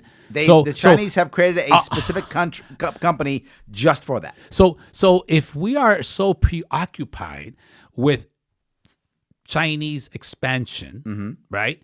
We're so preoccupied with world issues. Don't you think that in your own backyard you have a territory? Yeah, but hold on, we got a problem here. And you ain't here, taking care of this? You're talking common sense, and I'm going to talk something which I think is real here. If you reached across the aisle and tried to get some Republican to help you on anything, right, your local Democratic Party is going to just be yelling and screaming at you every 5 minutes. And the guy or gal who says, yeah, okay, I'm going to talk to Julio, they're going to be destroying her, yelling and screaming at her all day long. The world now is you get punished for crossing that aisle. It's time to break that. I like that. It's time to break that. Okay. And you know what? I can handle it. So I'll just tell my, plaid shirt wearing, honky, racist dude who doesn't like me, but we can work together. Okay. You said I was an author, right? Mm-hmm. You know what my book is about? I don't. Okay. My book is about 1995, a true story. Fidel Castro came to the South Bronx. I remember this. Yes. Okay. Yes, when he came. I remember. Yes. Okay. So people don't know the story behind that. The story was that I was the one responsible for that. People say, well, read my book. So this is like a plug for myself. Please plug away. Knockout. Fidel Castro visits the South Bronx. That's what it's called? Knockout. Okay. Fidel Castro visits the and South Bronx. And how do people get it? Well, at Amazon. But I got to tell you the story, Larry. This is crazy. Go ahead. Right? So people say, well, how that happened? I said, I'm not a communist. I'm not Cuban. But I always been taught by the same person that raised me, my father, that I don't like abuses. And I stood up many times, and people in my family said, yo, you got to be cool, because one day, somebody's going to hurt you. You just jumped in there when you saw that person doing that. I said, I just can't see it and drive by. So you didn't like what was happening to Cuba? No, I didn't like the fact that 1995, United Nations was celebrating its 50th anniversary as a world entity. They invited all world leaders to New York for that week of celebration. Cuban exiles from Miami, who are funded by the CIA, came to New York and spoke to your, favorite attorney out there for Trump, Giuliani. Giuliani, sure. Yes. Offered him some money under the table, which I can't prove. So in my book it says allegedly. Okay. Right? Okay. But I got sources because I worked at City Hall, and they basically told him, whatever you can do to embarrass Fidel Castro, we will appreciate it. Okay. Because Fidel Castro had come in the 60s. Go back in the 60s, Right, microfilm all the newspapers, and what's the most popular thing? Fidel, people loved him. People loved him. If you get to talk to him. So you brought him. No, this is what happened. Okay. Because this is the kernel to the story. Okay. The fact is that I felt that was disrespectful because he then had a dinner and disinvited Fidel Castro. So I said, wait a minute. Not one Latino leader said anything. Meanwhile, he also disinvited PLO chairman Yasser Arafat. You know why? I don't have to tell you why. Right, New sure, York, okay? sure. But bottom line is, I didn't know there were that many Arabs. They had a gala for him the same night, and they raised a lot of money for Probably the PLO. in Brooklyn, I would assume. Huh? In Brooklyn, maybe? No, they had it right across the street. One Financial Plaza from the Wow, mayor was is that having right? his. Yes, Wow. right across. And he had more people going to that. They raised money for the PLO. But for Fidel, nobody said anything. So I, as a Latino, I said, wait a minute, that's messed up. I don't know Fidel. I don't belong to any communist or I wasn't even in any leftist organization. But as a Latino, I felt that was so disrespectful. For human rights violations, you're not inviting Fidel Castro to a dinner. Meanwhile, there are African leaders who are cutting homosexuals' heads off. None of those people were disinvited. There are Arab sheiks who were stoning women to death because they wanted to take off the veil, get a divorce, or arresting them because they wanted to drive a car. And none of those sheiks were disinvited. But you disinvite this Latino because these guys from Miami came and said that because I know the deal. So I said, we got to do something. So you know what I did? Tell me. I went to an organization. There was no left organization. No, they have no respect. Nobody care. I went to a Republican organization, and I'm a Democrat, who are all pro-statehooders, and I'm pro-independence, who are all millionaires. And I was just a poor little guy with a little business called Latino Sports.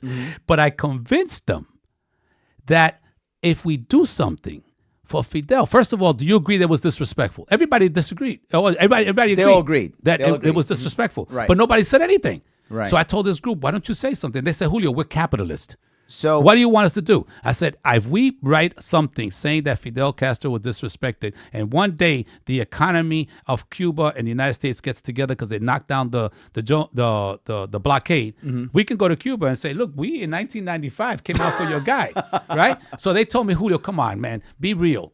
But my father said, if you don't read, you don't have a right to speak. And I read everything. And a month earlier, Lee Iacocca, front page of the New York Times, Lee Iacocca, on a picture in Havana, El Malecón, pointing to the lights in Key West, saying, I can't believe I have thousands of Chrysler cars there and I can't sell one here. And right behind me, they're opening up a Fiat dealership. Right. I took that, I cut it out, I showed it to these guys. I said, is he a communist?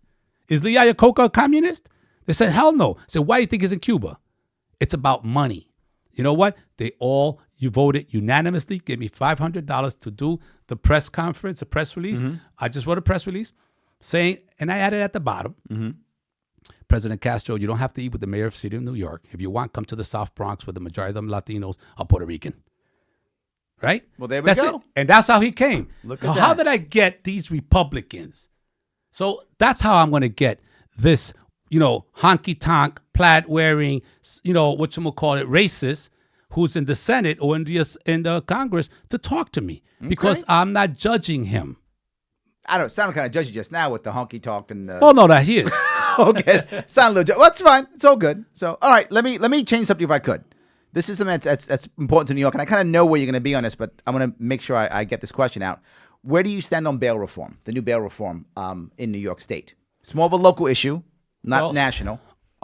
Thursday at 11 o'clock, I invite you, any of your libertarian friends, anybody to join me at 11 o'clock in front of Bronx Supreme Criminal Court at it's right across the street from the strip mall. I believe it's 260 East 161st Street. Okay. Because I am going to have a press conference where I am going to basically, educate people on the fact that there's a movement underway to take away the bail reform and the criminal justice reform that we recently passed. My son was arrested on a BS charge, and it took me 10 years to organize bail reform.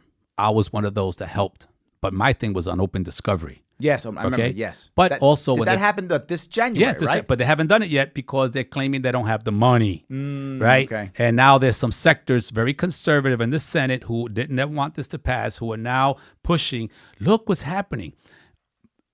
My wife is a hair stylist. She does incredible work with so many women. You know what's my best thing of getting information? I go to the streets. Sure. Focus groups. Absolutely. The best ones are people like my wife, because she cuts hair, she styles hair. Talking so all to these people women all are day, talking. sure, She tells me the absolutely. following. She Yeah. says, all my customers say that they're letting criminals out. Yep. That ever since they passed these new laws, I don't know what the new laws are, but they say ever since they passed these laws, letting criminals out.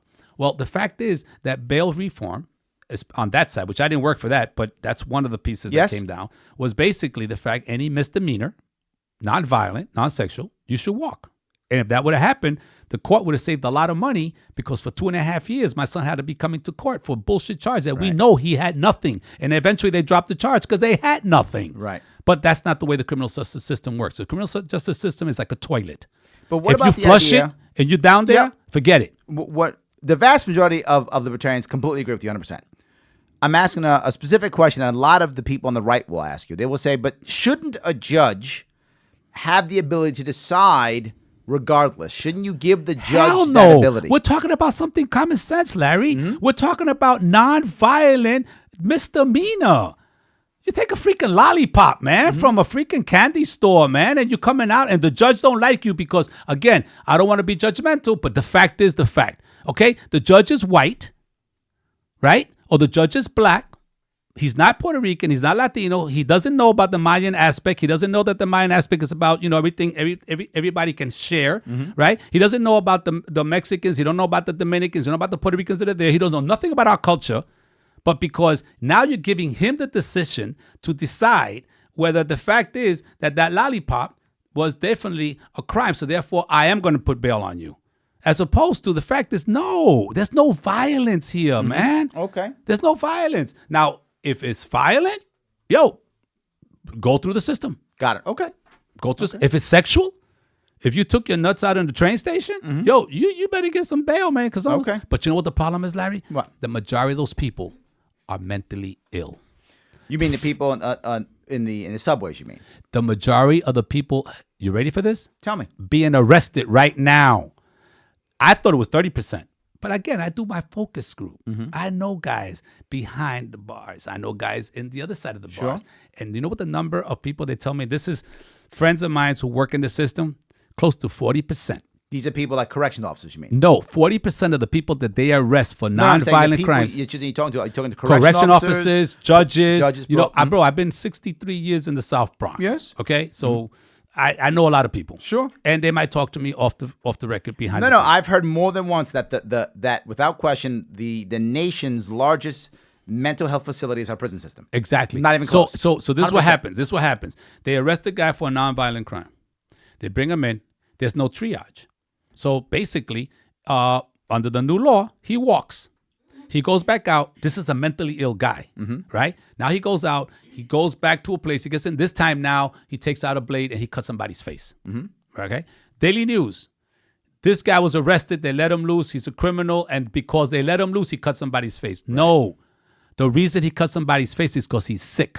Right. He should have been in a mental institution. And because of the new laws, they're not putting him in prison where people make money when they put him in prison. They don't care if you're crazy or Khalif Browder, if you're innocent. Yep. The bottom line is you get flushed into that toilet called the criminal justice system, you're going to go. So bottom line is they don't care. So right now there's a movement. And I can't name names yet, but I'm investigating. There's a movement of district attorneys. There's a movement of elected officials. Yes. And there's a movement of top brass police officers, not the regular police officers in the street, but top brass who have this thing where the press is coming out with all these sensational articles. Absolutely. So I'm having a press conference on Thursday, 11 o'clock. If you believe what I believe, then join me. There we go. All right. So let me ask the last question if I could. We talked about... We're having so much fun. Which will be the last question. I know, legalizing marijuana and guns. There are, right now, federally, if you have a marijuana card, you lose your Second Amendment rights. You can't have a firearm because you're on a Schedule I drug.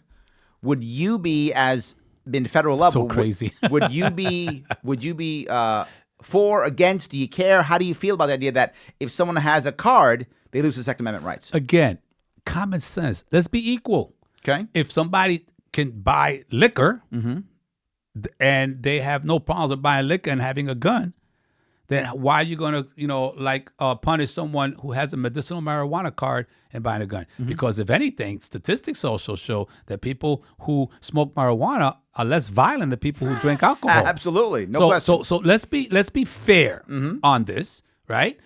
Common sense. Work on that issue. And in terms of the legalization of marijuana, I think I'm very clear. It should be legalized.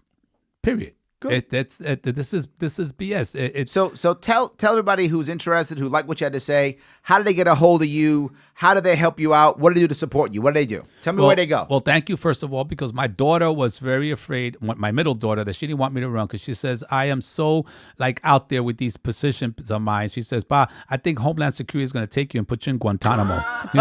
So I want everybody to hear me out there so you know that I'm really here. So if you don't hear me again, Larry, let them know. Let them know. So you want to support me. Listen, I was the last one to jump into this race because I wasn't interested in a job or in a career at the age of 67. So I was the last one. I've raised very little money, and the reason I did that purposely was because if you would have announced in January, then you have to raise money. So every 3 months when the newspapers look at the records, they say, oh, this guy raises money. And in this country now, money buys everything. So if you have a lot of money, you're actually a good candidate. Meanwhile, you don't know nothing about the community, but you got all this money. So how do people give you money so you can be a good candidate? What do they got to do? Well, my wife likes to hear that because she said you don't talk about that enough. That's why I'm pushing you, because you got to. The bottom line is that, yes, juliopabon.com, my name. And we finally got the page up because I wasn't paying attention to that, because while they were raising money, I was in the streets raising consciousness. And I do think that now I do need some help. Tomorrow, it's the first day of petitioning. So if anybody knows anybody in the Bronx, if anybody knows people, if people volunteer, they can come up, they can help me. So how do they figure out? Do you have a Facebook page they go to, a Twitter account you go to? Facebook page. What's the name of it? I should hire him to be my PR guy, And the bottom line is, yes, I do have a Facebook page, Julio Pabon. I have a Twitter feed, Julio Pabon, and a website, juliopabon.com. Excellent. And I really appreciate any support people can give me. I'm open to just about everybody who's anybody to just give me support and also give me ideas. I'm going to be a representative, and I'll say this. It's going to be the 15th Congressional District, but I want you to know, I win. I will be a representative for any downtrodden group, community, wherever they are, here or anywhere in the world, because whatever happens in Congress, guess what? It affects everybody on this planet. There we go. Julio, thank you so much for coming today. I really appreciate it. Larry, thank you. You gave us 2 amazing hours. Guys, did you enjoy it? I hope you did. If you did, then do me a favor. Fund this thing. Fund him, fund me, fund us all. Go over to patreon.com/sharpeway. Give what you can so we can keep this going on. We want to make sure that we get the best and most interesting people that are talking to you and to me. And thank you for calling in and all your email questions. I appreciate it. I will see you guys next week here on The Sharpe Way.